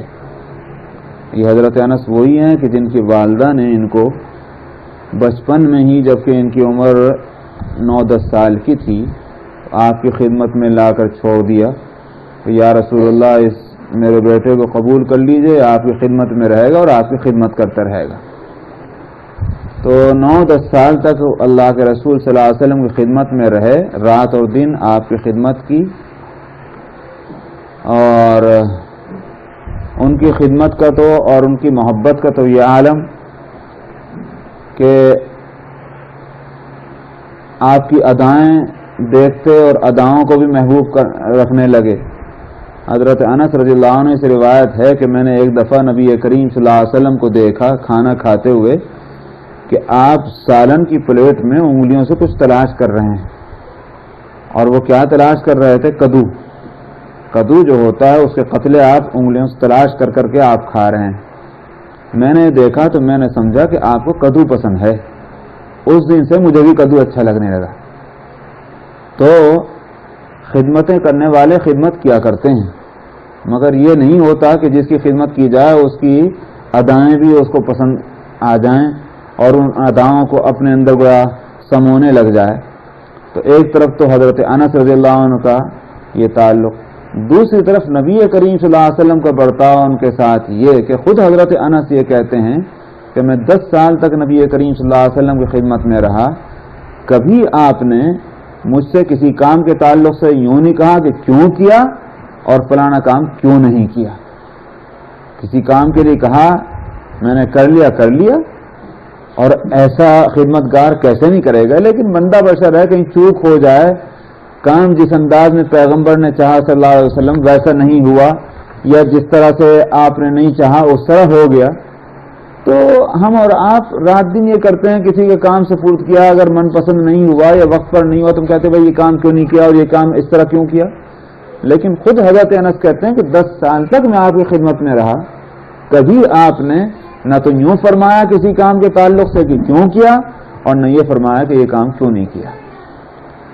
تو خدمت لینے والے کی شفقتیں یہ اور خدمت کرنے والے کی محبت اور عظمت دلوں میں اس کے یہ دونوں طرف سے یہ معاملہ تھا. تو آپ نے ان کو فرمایا کہ میرے بیٹے، اگر تجھے قدرت ہے اس بات پر کہ تیری صبح اور شام اس طرح ہو کہ تیرے دل میں کسی کے لیے کھوٹ نہ ہو، میل نہ ہو، تو فرمایا کہ تو ایسا کر. اگر تو ایسا کر سکتا ہے تو ضرور کر. پھر آپ نے فرمایا کہ میرے بیٹے یہ بات میری سنت سے ہے، کسی کے لیے دل میں کھوٹ نہ رکھنا، اور کھوٹ نہ رکھنا اس کے اپوزٹ کیا ہے؟ ہمدردی رکھنا. سمجھ میں آیا؟ اس کے ساتھ خیر خواہی کا جذبہ دل میں رکھنا، یہی کھوٹ کے اپوزٹ ہے. تو جب کھوٹ نہیں رکھے گا تو اس کا مطلب یہ کہ ہمدردی رکھے گا، بہی خواہی اس کے دل میں ہوگی، جذبہ ہمدردی ہوگا، یہ ساری چیزیں. تو فرمایا کہ یہ میری سنت سے ہے، اور جس نے میری سنت کو اختیار کر لیا، فرمایا کہ اس نے ومن احب من سنتی، اور جس نے میری سنت کو پسند کیا اس نے مجھ سے محبت کی، اور جس نے مجھ سے محبت کی میرے ساتھ وہ جنت میں ہوگا. نبی کریم صلی اللہ علیہ وسلم کے ساتھ محبت کرنے والا جنت میں ہوگا. لیکن معلوم ہوا کہ محبت کی ایک علامت بھی خود آپ ہی نے بتلا دی. محبت کی علامت یہ ہے کہ پیغمبر کی سنتوں کے ساتھ اس کو محبت ہو. یہ ہے علامت. جس کو پیغمبر صلی اللہ علیہ وسلم کی سنتوں اور طریقوں کے ساتھ محبت ہوگی، اس کا یہ دعویٰ کہ مجھے اللہ کے رسول کے ساتھ محبت ہے، یہ دعویٰ صحیح ہے. اب اگر کسی کو یہ دیکھنا ہو کہ اس کو اللہ کے رسول کے ساتھ محبت ہے کہ نہیں، اس کی زندگی کو دیکھ لیجئے کس حد تک اس کی زندگی میں سنتوں کا اہتمام ہے. اگر اس کی زندگی میں سنتوں کا اہتمام ہے، اس کو کوئی ضرورت نہیں اس بات کا اعلان کرنے کی کہ مجھے اللہ کے رسول کے ساتھ محبت ہے. دنیا والے خود ہی سمجھ جائیں گے کہ اس کو اللہ کے رسول کے ساتھ محبت ہے. اور دنیا میں ہم کتنا بھی چیخ پکار کر لیں، قابل اعتبار تو وہ ہے کہ وہاں میاں خود اقرار کر لیں کہ ہاں اسے میرے ساتھ اور میرے پیغمبر کے ساتھ محبت ہے. وہاں ہمارا دنیا میں کیا ہوا پروپیگنڈا کام نہیں آئے گا. جب قبر میں بندہ لٹایا جائے گا، وہاں جو بھی ایک تصویر سامنے لائی جائے گی، اور اندیکھی تصویر جس کو دنیا میں نہیں دیکھا، بھئی کنہوں نے دیکھا اللہ کے رسول صلی اللہ علیہ وسلم کو اپنی زندگیوں میں اپنی آنکھوں سے؟ 1,24,000 صحابہ نے دیکھ لیا ہوگا. لیکن امت تو صرف اتنے لوگوں کا نام نہیں، قیامت تک آنے والے وہ انسان جو ملینز کی تعداد میں ہوں گے، انہوں نے تو اللہ کے رسول کو اپنی زندگی میں نہیں دیکھا. لیکن قبر میں پوچھا جائے گا بتاؤ یہ کون ہے؟ وہاں کیسے سمجھے گا انسان یہ کون ہے؟ اندیکھی تصویر کو نہ دیکھے ہوئے انسان کو دیکھ کر یہ پہچان لے کہ یہ فلانا ہے، کیسے ہو سکتا ہے؟ تو ایسے ہوگا کہ دنیا میں جس کی اداؤں سے محبت اور پیار ہے، جس کے نقش و نگار سے جس کو پیار ہے، وہ نقش و نگار اور وہ ادائیں جب سامنے آئیں گے تو پہچان لے گا کہ یہ وہی ہے. سمجھ آئی نہیں پاتی. مجھے ایک چھوٹا سا واقعہ یاد آیا ابھی. ایک صاحب کو میرے پاس پاکستان سے خط آیا اور انہوں نے یہ کہا کہ میرے بھانجے نے آپ کے تعلق سے یہ کہا کہ ایسی ایسی شکل و صورت کا آدمی اور ایسے کپڑے پہنتا. میں نے کہا ہو نہ ہو یہ آپ ہی ہیں. ان کو معلوم نہیں تھا کہ میں شکاگو میں ہوں. تو انہوں نے کہا کہ جو نقشہ اس نے کھینچا تو اس سے میں سمجھا کہ ہو نہ ہو یہ آپ ہیں. تو نہ دیکھے ہوئے بھی انسان کو اس کی اداؤں سے پہچانا جا سکتا ہے. نبی کریم صلی اللہ علیہ وسلم کی اداؤں سے جو اپنی زندگی میں واقف ہیں، اور واقف وہی ہوں گے کہ جن کو اس کی فکر ہوگی کہ آپ کی سنتیں کیا تھیں، آپ کا ناک نقشہ کیا تھا، آپ کی داڑھی کیسی تھی، آپ کا سر مبارک کیسا تھا، آپ کیسا لباس پہنتے تھے، آپ کس طرح چلتے تھے، کس طرح سوتے تھے. وہی تو جانے گا جس کو ان اداؤں کی فکر ہوگی. جس کو ان اداؤں کی فکر ہے وہ جانے گا، اور جو جانے گا وہی قبر میں پہچانے گا کہ یہ نبی کریم صلی اللہ علیہ وسلم ہے. تو چنانچہ وہ بول اٹھے گا مومن بندہ کہ یہ تو نبی کریم صلی اللہ علیہ وسلم کی ذات گرامی ہے جن پر ہمارا ایمان. اور جس نے دنیا میں کوئی فکر نہیں کی، وہ سنتوں کا کوئی اہتمام نہیں کرتا تھا، اور اہتمام نہیں کرتا تھا تو اس کا علم بھی اس کو نہیں تھا، وہ کیسے پہچانے گا قبر میں جا کر؟ تو میں نے کہا کہ اصل تو وہاں ہے دعویٰ اس محبت کا، وہاں دیکھا جائے گا کہ وہاں دعویٰ کام دے رہا ہے کہ نہیں دے رہا. دنیا میں ہم کو رسول کے ساتھ محبت ہے تو اس سے کیا ہوتا ہے؟ اس لیے آپ نے اس کی ایک علامت بتا دی، اور وہ یہ کہ جو سنتوں کے ساتھ محبت کرے گا وہی میرے سے محبت کرے گا، اور جو مجھ سے محبت کرے گا وہ جنت میں ہوگا میرے ساتھ. اللہ تعالیٰ توفیق عطا فرمائے. وعن ابی ہریرہ قال قال رسول اللہ صلی اللہ علیہ وسلم من تمسک بسنتی عند فساد امتی فلہ اجر مئة شہید. حضرت ابو ہریرہ رضی اللہ عنہ کہتے ہیں کہ نبی کریم صلی اللہ علیہ وسلم نے فرمایا کہ جس نے میری سنتوں پر عمل کیا میری امت کے فساد کے وقت میں، فساد کا مطلب کوئی جھگڑا نہیں، سمجھ میں آیا؟ کوئی یہ نہیں کہ وائلیشن شروع ہو گیا، بلکہ فساد کے معنی یہ ہے کہ وہ سنت سے ہٹ گئی ہو. لوگ جو ہیں وہ سنتوں کو چھوڑ چکے ہیں یا کسی ایک سنت کو چھوڑ چکے ہیں. جب سنت ہٹتی ہے، یاد رکھیے آپ، جب سنت ہٹتی ہے تو اس کی جگہ جو چیز آتی ہے اسی کا نام بدل، کیونکہ سنت کسی کام کے تعلق سے دو تو نہیں نا، ایک ہی ہے. اب جب سنت ہٹ گئی تو پھر اس جگہ بدعت آئے گی. ہاں ایسا ہو سکتا ہے بعض معاملات میں کہ دو عمل ہی سنت سے ثابت ہوں، دونوں عمل ہیں اور دونوں عمل بھی سنت سے ثابت ہیں. مثال کے طور پر نماز کے اندر ہاتھ اٹھائے جائیں یا نہ اٹھائے جائیں، رفع یدین جس کو کہتے ہیں.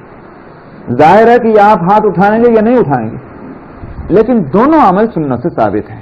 اس لیے یہ نہیں کہا جائے گا کہ ہاتھ اٹھاؤ تو سنت اور نہ ہاتھ اٹھاؤ تو یہ سنت نہیں، وہ بدعت ہے یا نہیں. تو اگر سنت سے دونوں عمل ثابت نہیں تو پھر ظاہر ہے کہ ایک عمل سنت ہوگا اور دوسرا کیا ہوگا، وہ بدعت ہوگا. اسی پر دلی میں حضرت مولانا اسماعیل شہید رحمت اللہ علیہ کا واقعہ ہے کہ ان کے زندگی میں جامع مسجد دلی میں نماز پڑھا کرتے تھے. ایک شافعی مسلک کا آ گیا. دلی میں سب حنفی اور علم کی کمی بادشاہوں کے زمانے میں، عوام میں علم کہاں تھا اس زمانے میں. تو عوام نے جو کچھ کرتے دیکھ لیا، باپ دادا کو وہی دین ان کے نزدیک. جیسے آج ہم لوگوں کا حال ہے کہ ہمارے خاندانوں میں جو رسمیں چل گئی ہیں ہم اسی کو دین سمجھتے ہیں. اس کے خلاف کتنی دلیلیں آپ دیں قرآن اور حدیث سے، ہم اس کو ماننے کو تیار نہیں. ٹھیک یہ ہر زمانے میں یہ صورت رہتی ہے. تو عوام حنفی مسلک کو ہی کو دین سمجھتے تھے. ایک شافعی آ گیا، اس نے اپنے طریقے سے نماز پڑھی. بس وہ تو ہنگامہ برپا ہو گیا اور جہاد شروع ہو گیا اور یہاں تک کہ صاحب وہ مارا ماری تک نوبت آ گئی کہ تو کہاں سے آ گیا دین میں تحریف کرنے والا. مولانا اسماعیل شہید رحمۃ اللہ علیہ نے جو یہ تماشا دیکھا تو ان کے دین کی رگ جو ہے وہ پھڑک اٹھی اور انہوں نے کہا کہ یہ کیسے سنت کے تعلق سے یہ ہنگامہ. تو انہوں نے زبردست تقریر کی اور اس کے بعد انہوں نے کہا کہ آج سے جو ہے رفع دین ہوا کرے گا میں بھی ہاتھ اٹھایا کروں گا. تم لوگ جو ہے ایک سنت کے خلاف ایک ہنگامہ کھڑا کر دیا.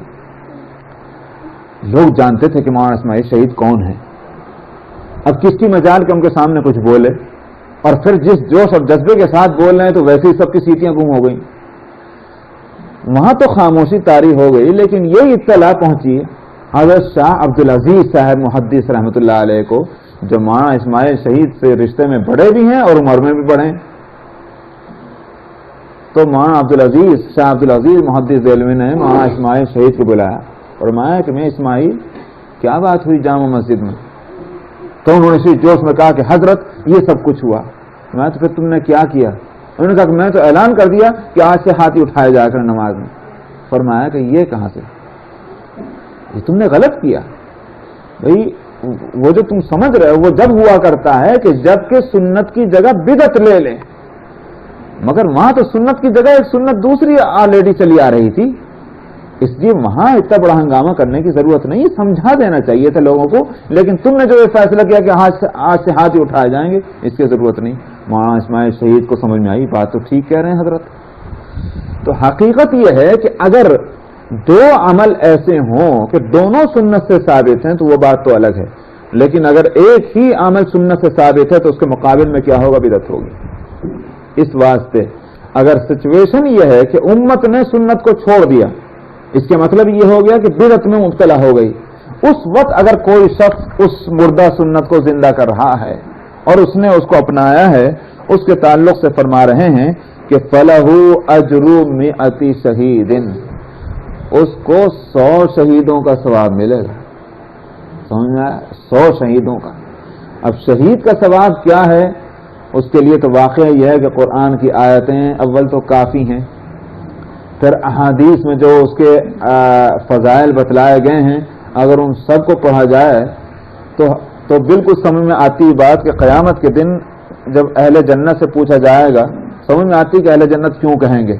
اہل جنت سے پوچھا جائے گا کہ مانگو کیا مانگتے ہو، کہ خداوندہ ایک ہی خواہش ہے ہمیں دنیا میں پھر دوبارہ بھیج دیجیے اور تاکہ ہم آپ کے دین کے راستے میں لڑیں اور لڑ کر شہید ہو جائیں، اور پھر ہمیں زندگی عطا فرمائے تاکہ پھر ہم لڑیں پھر شہید ہو جائیں، اور پھر زندگی عطا فرمائے پھر لڑیں اور پھر شہید ہو جائیں. ہمیں کئی مرتبہ شہید ہونے کا موقع مل جائے، اس کے لیے ہمیں دنیا میں بھیج دیجیے. کوئی تو مقام کی بلندی ہوگی شہید کی کہ جنت میں پہنچنے کے بعد بھی لوگ اس کی خواہش کریں گے کہ دنیا میں چلے جائیں اور ہم شہید ہوں. تو اور یہاں فرمایا جا رہا ایک شہید نہیں بلکہ 100 شہیدوں کا ثواب ملے گا اس شخص کو کہ جس نے اس وقت میں کہ جس وقت لوگ سنتوں کو چھوڑ چکے ہیں اس نے اس سنت کو زندہ کیا. اس سے سنت کی عظمت بھی سامنے آتی ہے.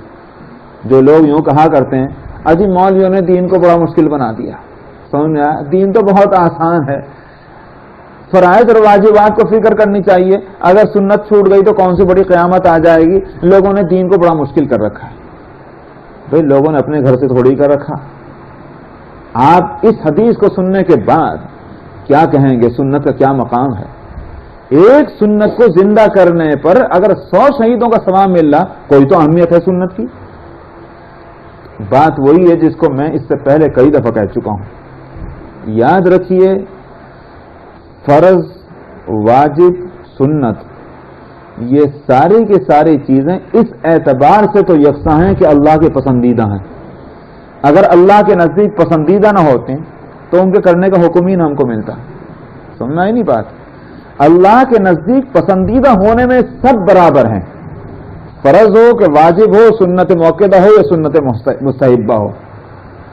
ہاں فرق ہے تو اس اعتبار سے کہ اگر سب کو یکساں درجہ دے دیا جاتا تو ہمارے لیے تنگی ہوتی.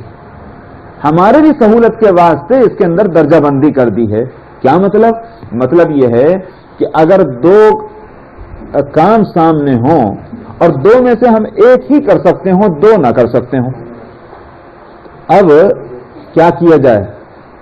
اللہ تعالیٰ نے درجہ بندی کر دی ہمارے وجہ سے، فرمایا کہ فرض یہ ہے، سنت یہ ہے، تو مطلب یہ ہے کہ فرض کو تو چھوڑو مت، ہاں اگر مجبوری ہے تو سنت کو چھوڑ سکتے ہیں۔ اور اگر دونوں کام آپ کر سکتے ہیں تو کون حکیم یہ کہہ سکتا ہے اور کون عالم یہ کہہ سکتا ہے اور کون عقل مند یہ کہہ سکتا ہے کہ چونکہ سنت لہذا چھوڑ دو؟ ہرگز نہیں۔ اگر دونوں کام کیے جا سکتے ہیں، ایک فرض ہے اور ایک سنت، اور دونوں آپ کر سکتے ہیں، دونوں کرنے چاہیے۔ یہ درجہ بندی جو کی گئی ہے یہ ایسے وقت کے لیے کی گئی ہے کہ اگر فرض اور سنت کا مقابلہ ہو جائے اور آپ دو میں سے ایک ہی کر سکتے ہیں تو فرض کو مت چھوڑیے، سنت کو چھوڑ سکتے ہیں، آپ چھوڑ دیں۔ یہ اللہ نے مہربانی فرمائی ہے۔ اس کا یہ معنی نہیں کہ سنت چونکہ سنت لہذا چھوڑ دیجیے۔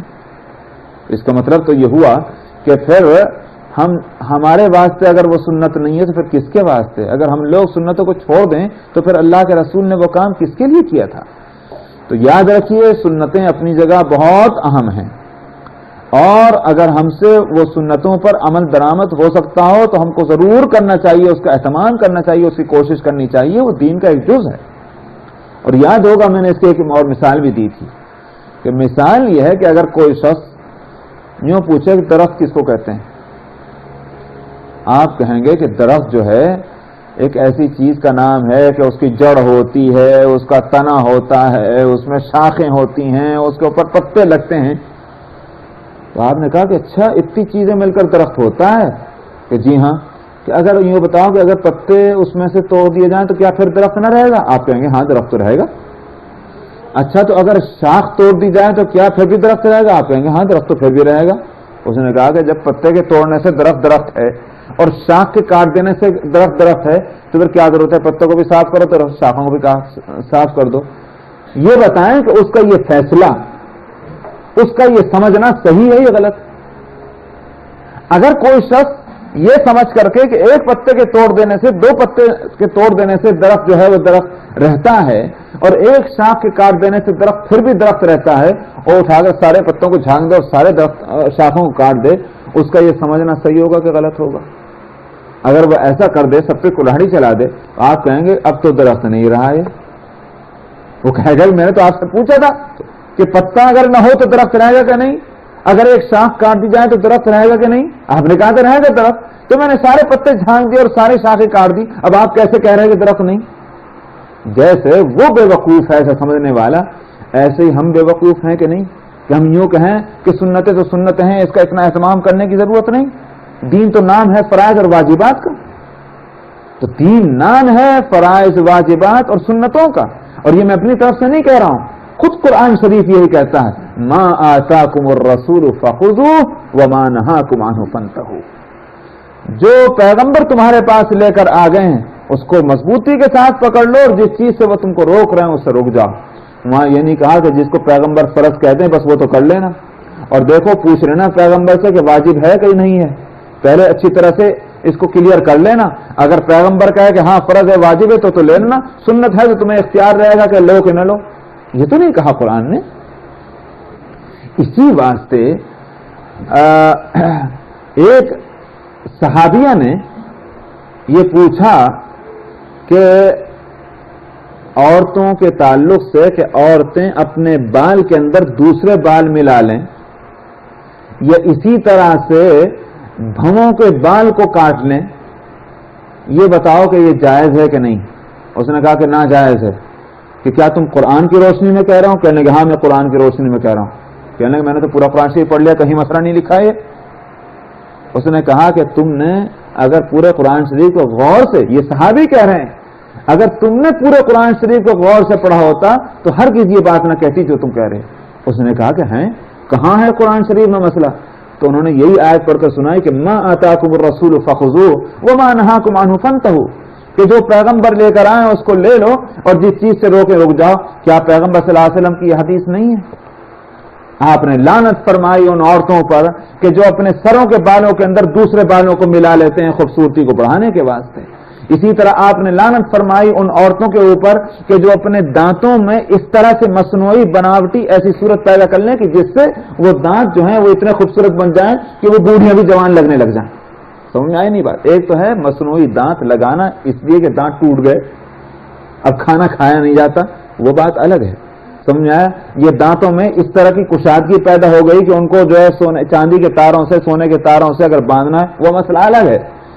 ایک یہ ہوتا تھا اس زمانے میں المتفلجات کا لفظ جو آیا ہے وہاں، وہ ان عورتوں کے واسطے کہ جن کی عمر بڑھ جاتی تھی تو وہ ذرا خوشنمائی کے واسطے دانتوں کو تھوڑا سا آگے کے دانت، یہ کو کہتے ہیں سنایا، یہ سامنے کے جو دو دانت ہیں ان کے درمیان تھوڑی کشادگی ایسی کر دیتے جس سے دانت خوبصورت معلوم ہونے لگ جائیں.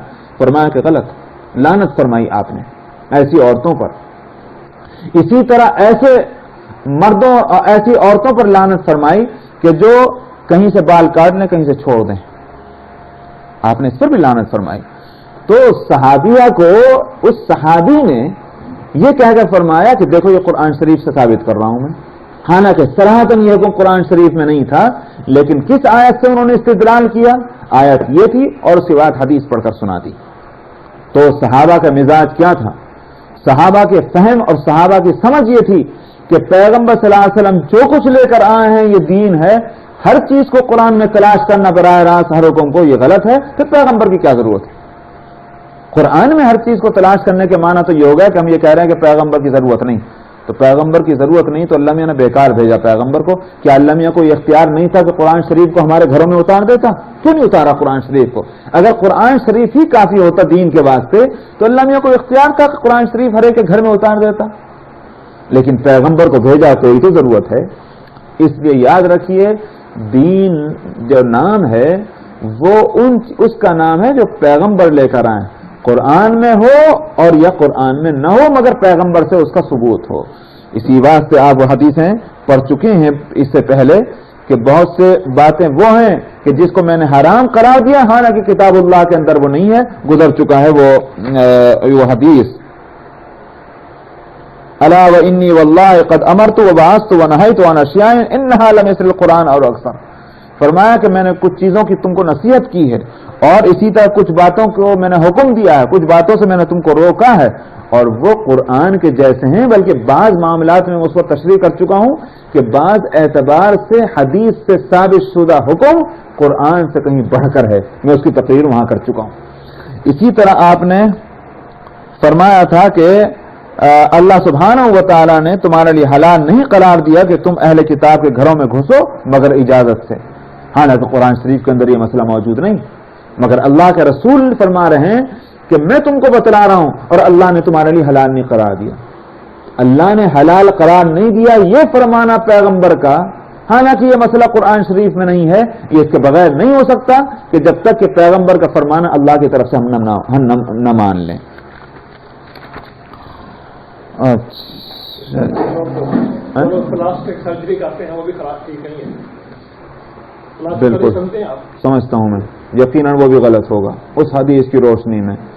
کیوں؟ اس واسطے کہ اسی حدیث کے اندر سوال پلاسٹک سرجری کا ہے.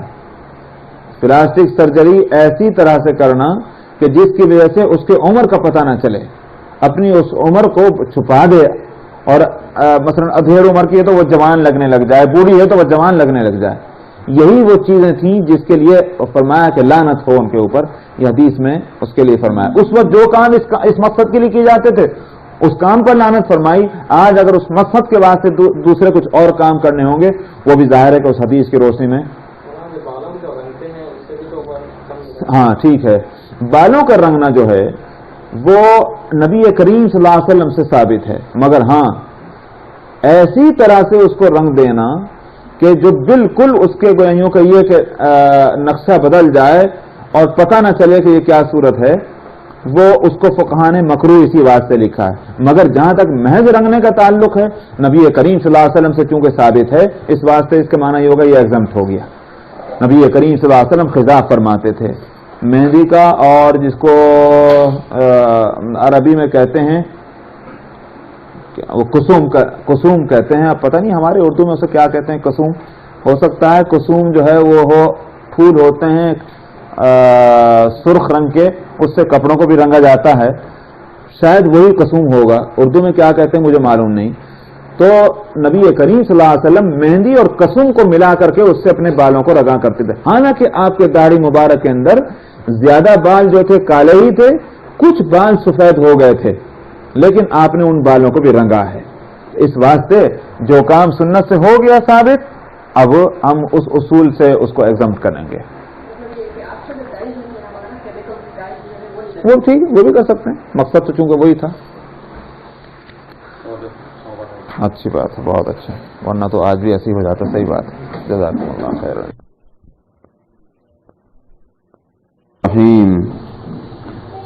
وعن جابر عن النبي صلى الله وعن ابي هريره قال رسول الله صلى الله عليه وسلم من تمسك بسنتي عند فساد امتي فله اجر 100 شهيد. حضرت ابو ہریرہ رضی اللہ عنہ سے روایت ہے کہ نبی کریم صلی اللہ علیہ وسلم نے فرمایا، جس نے میری سنت پر عمل کیا میری امت کے فساد کے وقت میں، تو اس کے لیے 100 شہیدوں کا ثواب ہے. فساد سے مراد یہ ہے کہ امت اس سنت کو چھوڑ چکی ہے، اور جب سنت چھوٹ گئی تو اس جگہ پر خلاف سنت ایک چیز آ گئی، جس کو آپ بدعت کہہ سکتے ہیں یا کچھ بھی کہیں، لیکن بہرحال سنت ہٹ گئی. اب سنت کی جگہ میں خلاف سنت ایک چیز نے لے لی ہے، اور لوگ اس کو اپنا چکے ہیں اور سنت کو چھوڑ چکے ہیں. ایسی صورت میں کوئی شخص میری سنت پر عمل کرے تو اس کو 100 شہیدوں کا ثواب ہے. بات عقل کو بھی لگتی ہے کہ اس کو 100 شہیدوں کیا بلکہ بعض دفعہ تو اس سے بھی زیادہ کئی شہیدوں کا ثواب ملے. وجہ اس کی یہ ہے کہ شہید کا مقام اونچا ہے کیوں، اس کا درجہ کیوں بلند کیا گیا؟ اس لیے کہ اس نے اپنی جان کی پرواہ نہیں کی، دین کی آبرو کی حفاظت کے لیے، دین کی حفاظت کے واسطے اس نے جدوجہد کی، یہاں تک کہ جان دے دی تاکہ دین محفوظ رہے. یہی شہید کا، اسی کو شہید کہتے ہیں. تو یہ شخص بھی جس وقت سب لوگ سوسائٹی میں خلاف سنت عمل ہو رہا ہے، سنت کو چھوڑ چکے ہیں، اس کا مطلب یہ ہے کہ وہ حصہ دین کا وہ ختم کیا جا چکا، دین کا ایک پہلو جو ہے وہ لوگ چھوڑ چکے ہیں. اب اس وقت یہ آدمی عمل کر رہا ہے تو اس کا نتیجہ یہ ہے کہ اس نے اس حصے کو محفوظ کیا اپنے عمل سے. ایک آدمی جب عمل کرتا ہے تو ہو سکتا ہے دوسرا بھی عمل کرے، تیسرا عمل کرے، چوتھا عمل کرے. ایک چیز مردہ ہو گئی، وہ مردہ تھی وہ زندہ ہو گئی ہے. تو چونکہ اس کا درجہ اونچا تھا دین کی حفاظت کی نسبت سے، اسی واسطے اس کا درجہ بھی اونچا ہوا ایک سنت کی حفاظت کی وجہ سے. تو اب اگر 100 آدمی عمل کر رہے ہیں، 200 آدمی عمل کر رہے ہیں اس مردہ سنت کے زندہ ہو جانے کے بعد، تو ظاہر ہے کہ اس کو ثواب ملے گا اس کا. وعن جابر عن النبی، اس سے بات سمجھ میں آئی کہ یہ نہیں دیکھنا چاہیے کہ رسم اور رواج کیا ہے، دیکھنا یہ چاہیے کہ سنت کیا ہے. اگرچہ لوگ اس سنت کو چھوڑ چکے ہیں تو تنہا رہے گا، لوگ سمجھیں گے کہ بھئی ہم ہی کیا نکو بننے کو رہ گئے، سمجھ آئے لوگ ہم کو کیا کہیں گے. ٹھیک ہے، ہم غلط سمجھتے ہیں کہ یہ کام غلط ہے، مگر یہ کہ ہم سب کے خلاف کیسے کر سکتے ہیں، لوگ ہمیں تانے دیں گے. درست ہے، لیکن یوں بھی دیکھ لے ان حالات میں سنت کو زندہ کرنے کا ثواب کتنا بڑا ہے. یا تو اس ثواب کو چھوڑے یا پھر لوگوں کی گالیاں سننا گوارا کرے. وعن جابر عن النبي صلى الله عليه وسلم حين أتاه عمر فقال إنا نسمع أحاديث من يهود تعجبنا أفترى أن نكتب بعضها فقال أمتهوكون أنتم كما تهوكت اليهود والنصارى لقد جئتكم بها بيضاء نقية ولو كان موسى حيا ما وسعه إلا اتباعي. حضرت جابر رضی اللہ عنہ سے روایت ہے، وہ نبی کریم صلی اللہ علیہ وسلم سے نقل کرتے ہیں کہ ان کے پاس آپ کی خدمت میں حاضر ہوئے حضرت عمر. تو حضرت عمر نے عرض کیا کہ ہم یہود سے کچھ ایسی باتیں سنتے ہیں جو ہمیں بڑی اچھی لگتی ہیں، ظاہر ہے دنیا کی باتیں تھوڑی تھی، وہ دین کی باتیں. تو یہود اپنے دین کے تعلق سے کچھ باتیں ایسی بتاتے ہیں جو ہمیں اچھی معلوم ہوتی ہیں. تو کیا آپ کا کیا ارشاد ہے اس تعلق سے؟ آپ کا کیا فرمانا ہے کہ ہم ان میں سے کچھ چیزوں کو لکھ لیا کریں؟ حضرت عمر کا منشا یہ تھا کہ اچھی چیزیں کہیں سے ملیں تو اچھی ہیں، ایک اصول ہے. لہذا یہود سے ہم کو اچھی چیزیں مل جائیں جو ہم کو پہلے سے معلوم نہیں یا ابھی ہم کو اس کا علم نہیں، یہود سے معلوم ہو گئی، تو اچھی باتیں ہیں تو کیا اس کو ہم لکھ لیں؟ لکھنے سے کیا مراد؟ محفوظ کر لیں. محفوظ کر لیں تو پھر وہ ہمارے لیے بھی کارآمد رہیں گی، ہماری اولاد کے لیے بھی کارآمد ہوں گی. یہ مراد تھی.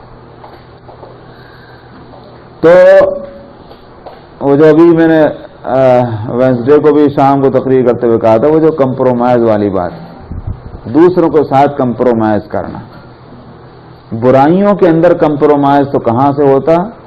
یہ تو حضرت عمر رضی اللہ عنہ تو بڑی اچھی باتوں کے بارے میں کہہ رہے ہیں، ہم کو اچھی لگتی ہیں وہ باتیں، دین کے اعتبار سے کوئی خرابی اس میں نظر نہیں آتی. کیا ہم اس کو لے لیں؟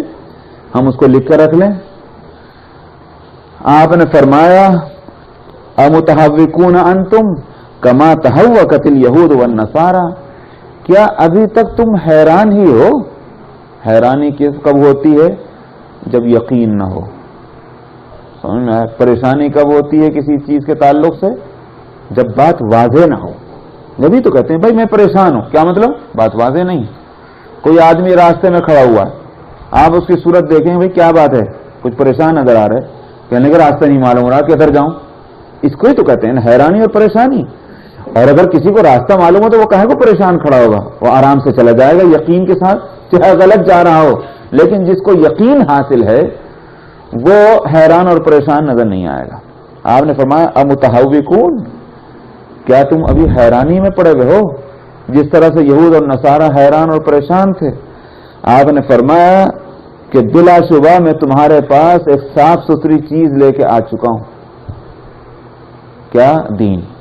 بیضاء نقیہ، بالکل صاف ستھری، بالکل وائٹ، جس میں کوئی داغ دھبا نہیں ہے.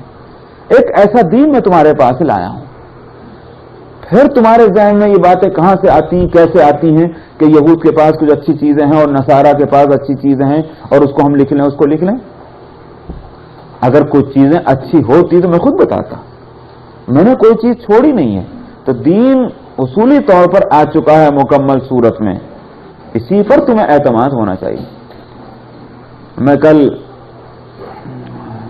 اس مضمون کو اس انداز میں بیان کر رہا تھا کہ ایسے آدمی کی مثال یہ ہوگی کہ کھیتیوں کو سیراب کرنے کے واسطے گھاس کو بیک یارڈ کی یا فرنٹ یارڈ کی اس کو تر و تازہ رکھنے کے لیے پانی کی ضرورت ہے، صحیح ہے، لیکن کنووں کا پانی، باولیوں کا پانی، آپ چشموں کا پانی، فاؤنٹین کا پانی دیں، فائدہ تو ہوتا ہے اس سے، مگر کیا بارش کے پانی اور یہ پانی برابر ہو جائے گا؟ بارش کا پانی ہفتوں آپ پانی دیتے رہیں اس سے چھٹی دلا دیتا ہے. ایک بارش ہفتوں آپ پانی دیں کنویں کا، اس کا اتنا فائدہ نہیں ہوگا جو ایک بارش کا فائدہ ہوتا ہے. اب آدمی کوئی شخص بارش کو تو روک دے سیٹ ڈال کر کے اور پائپ لے کے پانی دینا شروع کرے ہریالی کو، کیا کہیں گے؟ بے وقوف. جو سب سے زیادہ کارآمد چیز ہے اس سے فائدہ نہیں اٹھا رہا ہے، اور جو اس کے مقابلے میں کم مفید چیز ہے اس پر یہ شخص قناعت کر رہا ہے. ٹھیک یہی صورت ہے. نبی کریم صلی اللہ علیہ وسلم مکمل دین لا چکے ہیں، اس کی قدر و قیمت کے بارے میں شک اور شبہ کرنے کا کوئی سوال ہی پیدا نہیں ہوتا. اس کے مقابلے میں باقی چیزیں دیکھنے کے اعتبار سے، تجربے کے اعتبار سے چاہے کتنی بھی کارآمد ہوں، مگر نبی کریم صلی اللہ علیہ وسلم کی لائی ہوئی باتوں کے مقابلے میں ان کا کوئی وزن نہیں ہے. آپ نے اس کے بعد فرمایا کہ وَلَوْ كَانَ مُوسَىٰ حَيًّا، تم یہودیوں کی بات کر رہے ہو، آج اگر موسیٰ بھی زندہ ہوتے تو ان کے لیے کوئی گنجائش نہ ہوتی سوائے اس کے کہ میری پیروی کریں. تو یہود جس نبی سے لائے ہیں یہ باتیں، اس نبی کے لیے کوئی راستہ نہیں تھا. تو اب اگر یہود میری بات کو نہیں مان رہے تو بے وقوف تم ادھر کہاں جا رہے ہو؟ یہ وہ اصل نقطہ ہے. مسلمان یا تو اپنے دماغوں سے اس بات کو نکالیں کہ ہمارا دین سب سے اچھا دین ہے، یا تو پھر یہ دعویٰ کرنا چھوڑ دیں. تو پھر ٹھیک ہے، جہاں بھی اچھی چیز ملے لے لو. لیکن اگر ہمارا دین سب سے اچھا دین ہے، آخر غیرت بھی کوئی چیز ہے، حمیت بھی کوئی چیز ہے. ایک غریب آدمی اگر بھیک مانگتا ہو تو اس کو کوئی برا نہیں کہتا. سمجھ میں آیا نہیں آیا؟ لیکن اگر امیر آدمی بھیک مانگنا شروع کرے تو کیا کہیں گے لوگ اس کو؟ حالانکہ دنیا میں یاد رکھیے ہر شخص ضرورت مند رہتا ہے، ہر شخص ضرورت مند ہے. دنیا میں کوئی شخص ایسا نہیں ہے کہ جس کی زندگی کی ضرورتیں سب پوری ہو چکی ہوں. ٹھیک ہے نہیں بات؟ مگر اس کے باوجود امیر آدمی کو بھیک تو بھیک قرض مانگتے ہوئے بھی دیکھیں تو آپ کہیں کہ بھائی بڑے شرم کی بات ہے کہ آپ مالدار ہو کر قرض مانگ رہے ہیں، کہ جائے کہ بھیک مانگنے کھڑا ہو جائے. مسلمان یا تو یہ کہنا چھوڑ دے کہ صاحب ہمارا مذہب سب سے اچھا مذہب ہے اور ہمارا مذہب مکمل مذہب ہے. ایک طرف یہ دعویٰ اور دوسری طرف یہ کہ وہاں سے بھی چیز لے لوں وہاں سے بھی چیز لے لوں. کیوں؟ تو ہم محتاج نہیں ہیں، ہم ضرورت مند نہیں ہیں. ہر چیز مکمل صورت میں ہمارے پاس موجود ہے. ہم تو دوسروں کو دینے کے واسطے آئے ہیں، ہم لینے کے واسطے کب آئے؟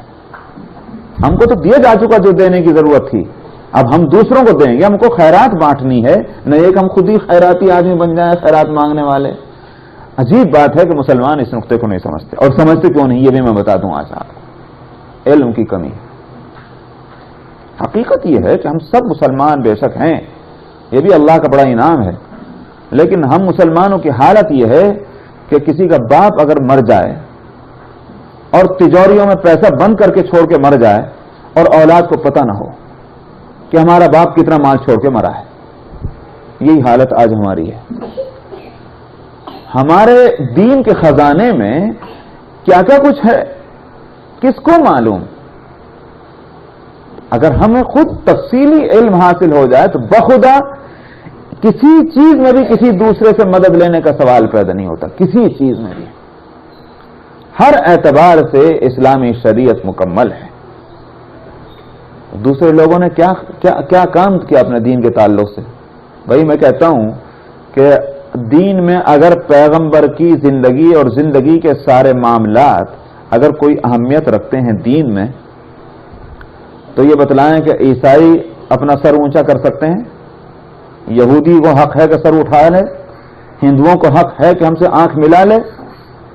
یہ حق ہے تو صرف مسلمان کو کہ وہ یہ بات ڈنکے کی چوٹ بتا سکتا ہے اور جس کو کوئی چیلنج نہیں کیا جا سکتا کہ نبی کریم صلی اللہ علیہ وسلم کس تاریخ میں، کس گھر میں، کس ٹائم پر، کس حالات میں، کن حالات میں پیدا ہوئے اور کس طرح آپ کو پرورش ہوئی اور کن دنوں میں کہاں رہے اور کن دنوں میں کہاں رہے اور کون آپ کے چچا تھے، کون آپ کے تایا تھے، کون آپ کے والد تھے، کون آپ کے دادا تھے، کون آپ کے بھائی اور بہنیں تھیں. سمجھ میں خاندان کے ایک فرد کا آپ نام لے سکتے ہیں. بتائیں حضرت عیسیٰ علیہ السلام کا خاندان کیا تھا؟ حضرت موسیٰ علیہ السلام کا خاندان کیا تھا؟ حضرت موسیٰ علیہ السلام جو ہیں جتنا حصہ قرآن نے بتا دیا کہ فرعون کے ہاں ان کی پرورش ہوئی، اس حصے کے سوا مجھے بتا دیجئے کہ اور اگر جو حصہ قرآن نے نہیں بتایا. مثلا میں ایک بات کہتا ہوں، بتائیں یہود آج مدین میں جب حضرت موسیٰ علیہ السلام چلے گئے تھے، وہاں جو 10 سال گزرے ہیں، قرآن نے اس 10 سال میں کیا کچھ کیا موسیٰ علیہ السلام نے اس کو نہیں کھولا. ٹھیک ہے نہیں؟ یہ یہودی بتا دیں ہم کو کیا کیا انہوں نے وہاں. ان کے پاس اس سے زیادہ کچھ نہیں ہے کہ جتنا قرآن نے حضرت موسیٰ علیہ السلام کے تعلق سے بتا دیا، اتنا ہی ان کے پاس. تو کوئی ہم سے آنکھ ملا نہیں سکتا دین کے تعلق سے. کیوں؟ اس لیے کہ دین میں نبی کریم صلی اللہ علیہ وسلم کا جو رتبہ ہے بحیثیت پیغمبر کے، دین کا مرکز ہونے کے اعتبار سے، تو ان کی شخصیت کو جس طرح سے مسلمانوں نے محفوظ کیا ہے کتابوں میں، اس کی کوئی مثال ہی نہیں. ہمارا دین کس اعتبار سے نامکمل ہے؟ کون سا جز ہے جس کو نامکمل کہا جا سکتا ہے؟ لیکن ہم واقف نہیں ہیں. اور آج آپ کے سامنے بائبل ہے. ہم ہندوستان میں تھے تو بائبل تو بہت بڑی چیز تھی, دیکھنے کو نہیں ملتی تھی, لیکن یہاں تو جب چاہے آپ اٹھا کر دیکھ لیں. صرف مسائل اور احکام کا جہاں تک تعلق ہے, اولڈ ٹیسٹمنٹ ہوں یا نیو ٹیسٹمنٹ ہوں, جہاں تک احکام اور مسائل کا تعلق ہے, آج بھی بائبل آپ اٹھا کر دیکھ لیں اور بائبل کی ہر کتاب کو آپ دیکھ لیں, ایک متعین حصہ ہے جو 3 یا 4 پیج کے اندر بائبل میں ہے, بس ختم. وہی ہیں احکام اور مسائل زندگی کے. اس کے علاوہ سوائے اس کے کہ ہسٹری ہے, سوائے اس کے کہ واقعات ہیں اور داستانیں ہیں, اس کے سوا بائبل میں اولڈ ٹیسٹمنٹ ہو یا نیو ٹیسٹمنٹ ہو ہے کیا؟ یہ تو قوموں کا شجرہ جانتے نا, شجرے کو کیا کہتے ہیں بھائی انگلش میں؟ ہاں, روٹ. یہ تو اس میں روٹس بتائے گئے ہیں, اور یا واقعات کیا ہوئے وہ بتائے گئے.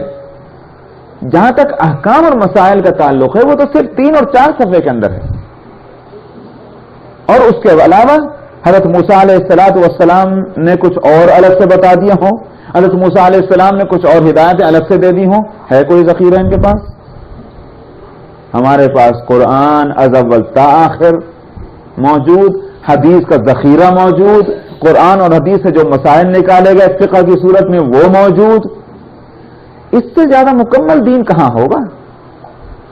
تو اس لیے میں نے کہا کہ ہم مسلمان اصل میں خود اپنے دولت سے ہیں ناواقف, اپنے گھر کی دولت سے ناواقف ہیں. سارا مسئلہ یہ ہے. اور پھر چونکہ ناواقف ہیں تو ناواقف ہونے کا احساس بھی نہیں, سمجھتے یہ ہیں کہ ہم ہیں واقف, تو فیصلہ کر لیتے ہیں ٹھیک ہے یہاں ہمیں کمپرومائز کرنا ہے, یہاں ہمیں فلاں کی چیز لینی ہے, کوئی حرج کی بات نہیں, دین میں کوئی تنگی نہیں ہے. بھائی سارے معاملات میں جو اس فیلڈ کے ماہرین ہیں ان کی باتوں کو وزن دیا جاتا ہے. بھئی آپ ماشاءاللہ سب لکھے پڑے آدمی ہیں, لیکن آپ میں سے کوئی اٹرنی نہیں ہے, لائر نہیں ہے, چاہے انجینئرنگ میں کہیں بھی پہنچ چکے ہوں, میڈیسن میں چاہے کتنا بھی آپ نے ترقی کر لی ہو, مگر اگر آپ اٹرنی نہیں ہیں, لائر نہیں ہیں, اور آپ نے جو ہے لا نہیں پڑھی ہے, تو آپ بتائیں کہ اگر کوئی کیس چل جائے تو آپ کیا کریں گے؟ اپنی عقل سے لڑائیں گے؟ آپ کی عقل ایسا نہیں کہ آپ بے عقل ہیں, بہت عقل مند والے ہیں, بڑے علم والے ہیں, بڑے سوجھ بوجھ والے ہیں, بالکل تسلیم, مگر کیس میں کیا کریں گے؟ آپ اٹرنی ہائر کریں گے. اس لیے نہیں کہ آپ کے پاس ٹائم نہیں, بلکہ اس لیے کہ آپ کو اس فیلڈ کا علم نہیں ہے. ایک آدمی بیمار ہو گیا, وہ اٹرنی بھی ہے, وہ انجینئر بھی ہے, وہ عالم بھی ہے, وہ فاضل بھی ہے, وہ حافظ بھی ہے, قاری بھی ہے, سب کچھ ہے, مگر ڈاکٹر نہیں. اتنی ساری قابلیتوں اور ڈگریوں کے باوجود کیا اس کو یہ حق ہے کہ وہ اپنا یا کسی اور کا علاج خود سے کر لے؟ بالکل نہیں. وہ خود بھی مرے گا, دوسرے کو بھی مارے گا. ظاہر ہے کہ قابلیتیں جو ہیں وہ دوسرے فیلڈ کی ہیں. جس فیلڈ کے اندر وہ قابلیت نہیں رکھتا, قطر اس کی توہین نہیں ہے اس بات کے اندر کہ وہ اس فیلڈ کے ماہر کے پاس جائے. اللہ نے نظام یہی بنایا. کوئی انسان جو ہے وہ کسی بھی ہر اعتبار سے مکمل نہیں ہوتا. کوئی کہیں کسی فیلڈ کا ماہر, کوئی کسی فیلڈ کا ماہر, مگر یہ فیلڈ دین کی ایسی ہے اس میں ہر شخص ماہر, ہر شخص جو ہے اتھارٹی ہے. یہ ہے وہ نقصان. تو ظاہر ہے کہ یہ تو نظام فطرت کے خلاف ہے کہ ہر آدمی جو ہے وہ یکساں عالم بن جائے. جیسے کہ ہر آدمی ڈاکٹر نہیں ہو سکتا, ہر آدمی انجینئر نہیں ہو سکتا, ہر آدمی جو ہے وہ کسان نہیں ہو سکتا, ہر آدمی جو ہے وہ پڑھائی نہیں ہو سکتا. یہ اللہ نے کا نظام جو ہے, مختلف لوگ مختلف صلاحیتوں کے ہیں.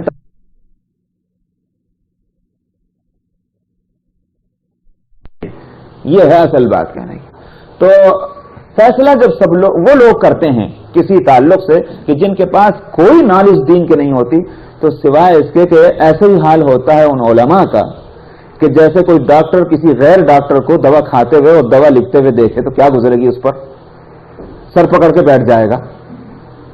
تو ٹھیک اسی طرح سے ان لوگوں کا حال ہوتا ہے کہ جو مسائل دین میں جن کو مہارت حاصل ہے اور پھر وہ غیر عالموں کو فیصلے کرتے ہوئے دیکھتے ہیں. ٹھیک یہ کیفیت ہوتی ہے. اسی کا نقصان ہے جس کو ہم بھگت رہے ہیں. اللہ تعالیٰ اصلاح فرمائے. اچھا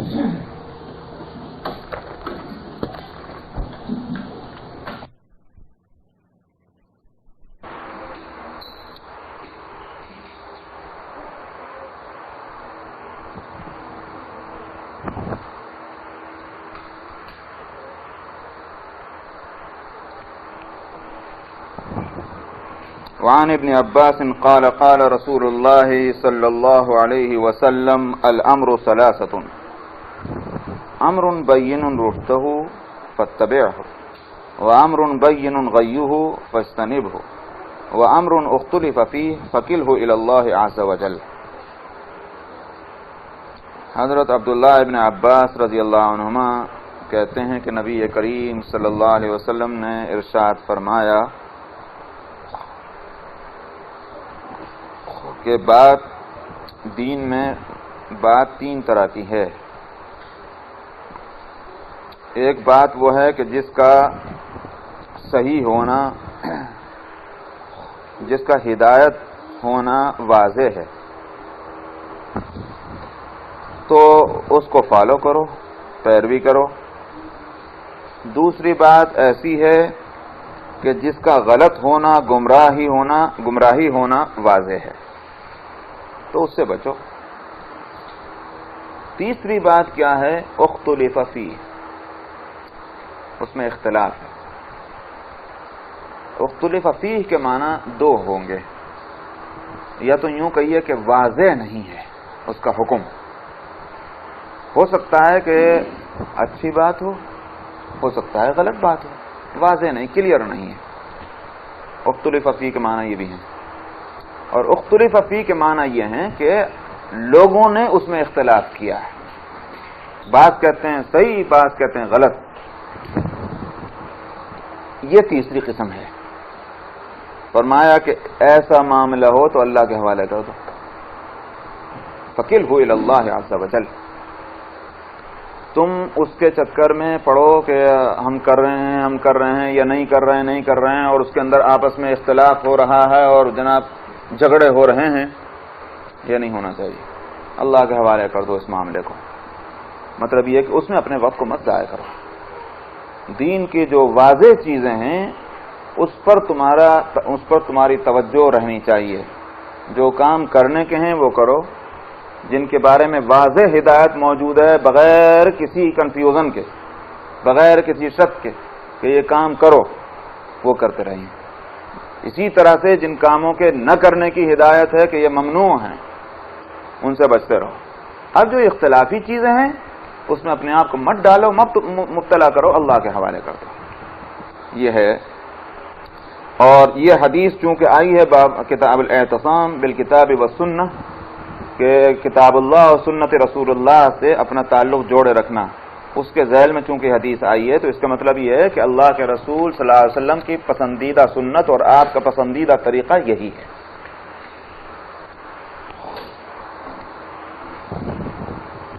عن معاذ بن جبل قال قال رسول الله صلى الله عليه وسلم ان الشيطان ذئب الانسان كذئب الغنم ياخذ الشاذ والقاصي والناحيه وإياكم والشعاب وعليكم بالجماعة والعامة. معاذ بن جبل رضی اللہ عنہ کہتے ہیں کہ نبی کریم صلی اللہ علیہ وسلم نے فرمایا شیطان انسانوں کا بھیڑیا ہے جیسے بکریوں کا بھیڑیا ہوتا ہے. مطلب جو جنگلوں میں بھیڑیا رہتا ہے تو اس کو بکریوں کا بھیڑیا اس لیے کہتے ہیں کہ وہ بکریاں پکڑتا ہے جنگلوں میں چرنے والی. تو ایسے ہی شیطان جو ہے وہ انسان کا بھیڑیا ہے. اچھا، تو وہ بھیڑیا جو جنگلوں میں ہے اس کا شکار کون سی بکری ہوتی؟ وہ نہیں کہ جو ریوڑ میں ہے اور چرواہا اس کی نگرانی کرتا ہوا لے کے چل رہا ہے. اس لیے کہ بھیڑیا اگر وہاں آئے گا تو چرواہا وہاں موجود ہے اپنے ہتھیار کے ساتھ. تو اس لیے بھیڑیا بالکل داؤ لگا کر بیٹھا رہتا ہے. وہ ریوڑ پر حملہ نہیں کرتا، وہ اس بکری پر حملہ کرتا ہے جو ریوڑ سے اگر ہٹ جائے، الگ کہیں چلی جائے، اس پر وہ حملہ کرتا ہے بھیڑیا. ٹھیک اسی طرح سے انسانوں کا بھیڑیا جو شیطان ہے، اس سے بچنا اگر ہے تمہیں اس کے حملے سے، اس کے اٹیک سے، تو کیا کرنا ہوگا؟ اس انسانوں کے جمگھٹے میں رہو، انسانوں کے اندر اپنے آپ کو شامل رکھو. اس لیے اس طرح نہیں کہ ان کی آبادی میں رہو، وہ مراد نہیں ہے، بلکہ یہ کہ کمیونٹی سے اپنے آپ، اسلامی کمیونٹی سے اپنے آپ کو الگ مت کرو. اسی لیے فرمایا کہ ایاکم والشعاب، گھاٹیوں سے بچنا. بکری جو ہے وہ چرتے چرتے کہیں ادھر ادھر اتر جاتی ہے، کسی گڑھے میں، کسی گھاٹی میں، بس وہ بھیڑیا وہیں جا کر اس کو پکڑتا ہے. فرمایا تمہارے لیے بھی گھاٹیاں ہیں، ان گھاٹیوں میں مت پہنچ جانا تم. اسلام کی جو سیدھی سچی راہ ہے اس کو چھوڑ کر تم اگر ادھر ادھر بھٹک گئے تو شیطان تم پر حملہ کرے گا. وعلیکم بالجماع والعامہ، اس لیے لازم پکڑ لو تم جماعت کو، یعنی کمیونٹی کو، اور عام مسلمان جس راستے پر چل رہے ہیں. عام مسلمان سے مراد وہ نہیں ہے عامت الناس جن کو ہم کہتے ہیں، وہ مراد نہیں، بلکہ میجارٹی آف دی مسلم. اور میجارٹی مسلمانوں کی کون سے مسلمانوں کی؟ یہ مردم شماری کے اعتبار سے نہیں کہ رجسٹرڈ لے کر کے اسے جو کیا کہتے ہیں مردم شماری کو، سینس، وہ مراد نہیں ہے، بلکہ مسلمان جو صحیح مسلمان ہیں، جن کا جو اسلام کے مطابق زندگی گزار رہے ہیں، ایسے مسلمانوں کی میجارٹی جو ہے اس میں اپنے آپ کو شامل رکھو. ان کے طریقے کے خلاف یا ان کے اپنے راستے سے ہٹ کر تم نے کوئی دوسرا راستہ تجویز کر لیا تو غلط ہوگا. یہاں الجماع سے مراد کیا ہے؟ بہت سے لوگ اس حدیث کو کوٹ کرتے ہیں اور کوٹ کرتے ہوئے اپنی اپنی جماعت کو کہتے ہیں کہ ہماری جماعت میں شامل ہو جاؤ، ہماری جماعت میں شامل ہو جاؤ. بالکل اس حدیث کے معنی یہ نہیں ہے.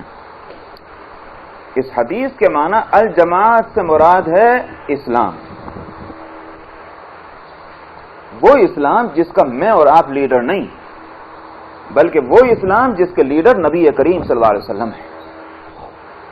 بس ہمارے اور ہم اور آپ جو لیڈری کرتے ہیں جس جماعت کی، وہ انتظامی معاملہ ہے. انتظامی مصلحت کے لیے اگر ہم ایک جماعت بناتے ہیں تو کچھ لوگ اگر ہمارے رائے سے جزئیات میں کسی طریقہ کار میں متفق ہوں گے وہ ہمارے ساتھ شامل ہو جائیں گے، سمجھ آیا؟ اور جو ہمارے ساتھ متفق نہیں ہوں گے وہ اپنے اسلامی کاموں کے لیے دوسرے کے طریقہ کار کو پسند کرتے ہیں، وہ اس میں شامل ہو جائیں گے. ہم یہ ہرگز نہیں سمجھ سکتے کہ جو ہمارے ساتھ شامل ہو گیا وہ تو جماعت میں آ گیا اور اس حدیث کا مصداق بن گیا، اور جو ہمارے ساتھ نہیں شامل ہوا اگرچہ وہ کسی جماعت میں ہو، اگرچہ وہ مسلمان ہو، نماز پڑھ رہا ہو، روزے رکھ رہا ہو، زکوٰۃ دیتا ہو، حج کرتا ہو، جھوٹ نہ بولتا ہو، اس کی اسلامی زندگی ہے، مگر چونکہ ہماری جماعت میں نہیں اس واسطے وہ الجماعت سے خارج، بالکل نہیں. یہاں الجماعت سے مراد وہ جماعت ہے جس کے لیڈر ہیں محمد صلی اللہ علیہ وسلم، جس کے کانسٹیٹیوشن کو کہا جائے گا اسلام، وہ جماعت مراد ہے. تو اس لیے اس بات کو خوب اچھی طرح میری مراد اس سے ہرگز یہ نہیں کہ جماعتیں سب غلط، بالکل یہ نہیں کہہ رہا ہوں میں. وہ جماعتیں انتظامی طور پر بنی ہیں، انتظام کی مصلحت کے لیے. اور اس کے لیے میں بار بار اس مثال کو اس لیے ریپیٹ کرتا ہوں کہ تاکہ کوئی کنفیوژن نہ رہے میری بات میں. انتظامی مصلحت کے معنی یہ ہوئے جیسے یہاں ہمارے شکاگو ایریا میں جس طرح سے اسلامک فاؤنڈیشن ایک آرگنائزیشن ہے، ادھر MCC آرگنائزیشن ہے، تو یہ انتظامی مصلحت کے تحت یہ دو آرگنائزیشن الگ الگ ہیں، بالکل کام کر رہی ہیں. ان کا دائرہ سوچ کا الگ ہے، ان کا دائرہ سوچ کا الگ ہے لیکن یہ نہیں ہوگا کہ صاحب فاؤنڈیشن جو ہے کہ اس میں جو ایکٹیو لوگ ہیں وہ MCC سے کوئی رشتہ ناتا نہیں رکھیں گے، وہاں نہیں جائیں گے، ان سے ملیں گے نہیں، ان کو اپنی جماعت سے خارج مانیں گے، ان کو اسلام سے خارج مانیں گے، ان کو گنہگار سمجھیں گے، ان کے اسلام میں کوئی نقص سمجھیں گے. اسی طرح سے MCC کے لوگ جو ہیں فاؤنڈیشن کے تعلق سے خیال رکھیں گے، ایسا نہیں. ٹھیک اسی طرح سے جماعتوں کا نظام ہونا چاہیے، وہ انتظامی مصلحت کے لیے ہیں. اور اصل ہماری جماعت کیا ہے؟ ان سب کے اوپر جو سایہ ڈالے ہوئے ہے وہ اصل ہماری جماعت وہ ہے اسلام. وان ابی ذر قال قال رسول اللہ صلی اللہ علیہ وسلم من فارق الجماعت شبرا فقد خلع ربقۃ الاسلام من عنقه. جو تقریر میں نے کی اس کی وضاحت اس حدیث سے ہوگی. حضرت ابو ذر رضی اللہ عنہ کہتے ہیں کہ نبی کریم صلی اللہ علیہ وسلم نے فرمایا جس نے ذرہ برابر اپنے آپ کو جماعت سے الگ کر لیا، فارقہ فرقت سے ہے، شبرن، شبر کہتے ہیں اصل میں تو ایک بالشت کو، شبر یہ ہے، ذرا سا بھی اپنے آپ کو جماعت سے الگ کر لیا۔ ذرا سا کے معنی کیا ہے کہ صاحب ہم 100 میں سے 90 باتیں تو جماعت کی مانتے ہیں، 10 باتیں نہیں مانتے، یہ ہے وہ شبرن کے معنی۔ اپنے کو اگر جماعت سے ذرا سا بھی الگ کر لیا تو فقط خلع ربقۃ الاسلام۔ ربقہ کس کو کہتے ہیں؟ آپ جانور کے گلے میں رسی جو ڈالتے ہیں نا، کس طرح ڈالتے ہیں؟ رسی لمبی ہوگی لیکن تھوڑا سا اس کا ایک جس کو کہتے ہیں پھندا، کیا کہتے ہیں اسے؟ جو گلے میں ڈالتے ہیں اس کو، رسی کو باندھ کر پھندا کہتے ہیں نہیں، یہ ہے ربقہ۔ تو رسی کا وہ حصہ جو گول اس کا گھیرا بنا کر گلے میں ڈالتے ہیں کسی جانور کے، اس کو ربقہ کہتے ہیں۔ تو جس نے جماعت سے ذرا سا بھی اپنے کو الگ کر لیا، اس نے اسلام کے پھندے کو اپنے گلے سے نکال پھینکا۔ بات اب سمجھ میں آ گئی جو بات میں نے پہلے کہی تھی؟ یہاں اسلام مراد ہے اور کچھ نہیں۔ تو لہذا الجماعت سے مراد کون ہوگی؟ جس کے لیڈر ہے نبی کریم صلی اللہ علیہ وسلم، وہ جماعت۔ اس کا مطلب یہ ہوا کہ مسلمان کوئی رہتے ہوئے اور یہ سمجھے کہ ہم دوسروں کی کوئی چیز لے لیں گے، میں تو مسلمان ہوں اس لیے کہ میں نے 90 باتیں تو اسلام کی لے رکھی، 10 باتیں تو میں نے دوسروں کی لی ہیں۔ حدیث کا مطلب یہ ہے، ساری مذمت ایسے آدمی کی ہے۔ اس سے مراد ہرگز یہ نہیں ہے کہ صاحب ہم نے اس ایریے میں ماشاءاللہ 4-5 جماعتیں شکاگو ویسینٹی میں مسلمانوں میں بنی ہوئی، کوئی کہنے لگے اچھا اگر ہمارے جماعت کے جو ضابطے قاعدے ہیں اس میں سے اگر تم نے 100 میں سے 90 کو مانا، 10 کو نہیں مانا تو تم جو ہے اسلام سے خارج۔ غلط، یہ ایسی چیز نہیں ہے۔ الاسلام سے الجماعت سے مراد الاسلام ہے۔ وعن مالک بن انس مرسلا قال قال رسول اللہ صلی اللہ علیہ وسلم ترکت فیکم امرین لن تضلوا ما تمسکتم بہما کتاب اللہ و سنت رسولہ۔ مالک بن انس سے روایت ہے کہ نبی کریم صلی اللہ علیہ وسلم نے، مالک ابن انس جو ہیں یہ امام مالک مراد ہیں، اور مرسل ایسی حدیث کو کہتے ہیں، ایسی روایت کو کہتے ہیں تابعی اور نبی کریم صلی اللہ علیہ وسلم کے درمیان میں جو کڑی ہے وہ بیان نہ کرے۔ وہ ظاہر ہے کہ صحابی ہوگا، کون ہوگا؟ صحابی۔ تابعی حدیث بیان کر رہا ہے براہ راست نبی کریم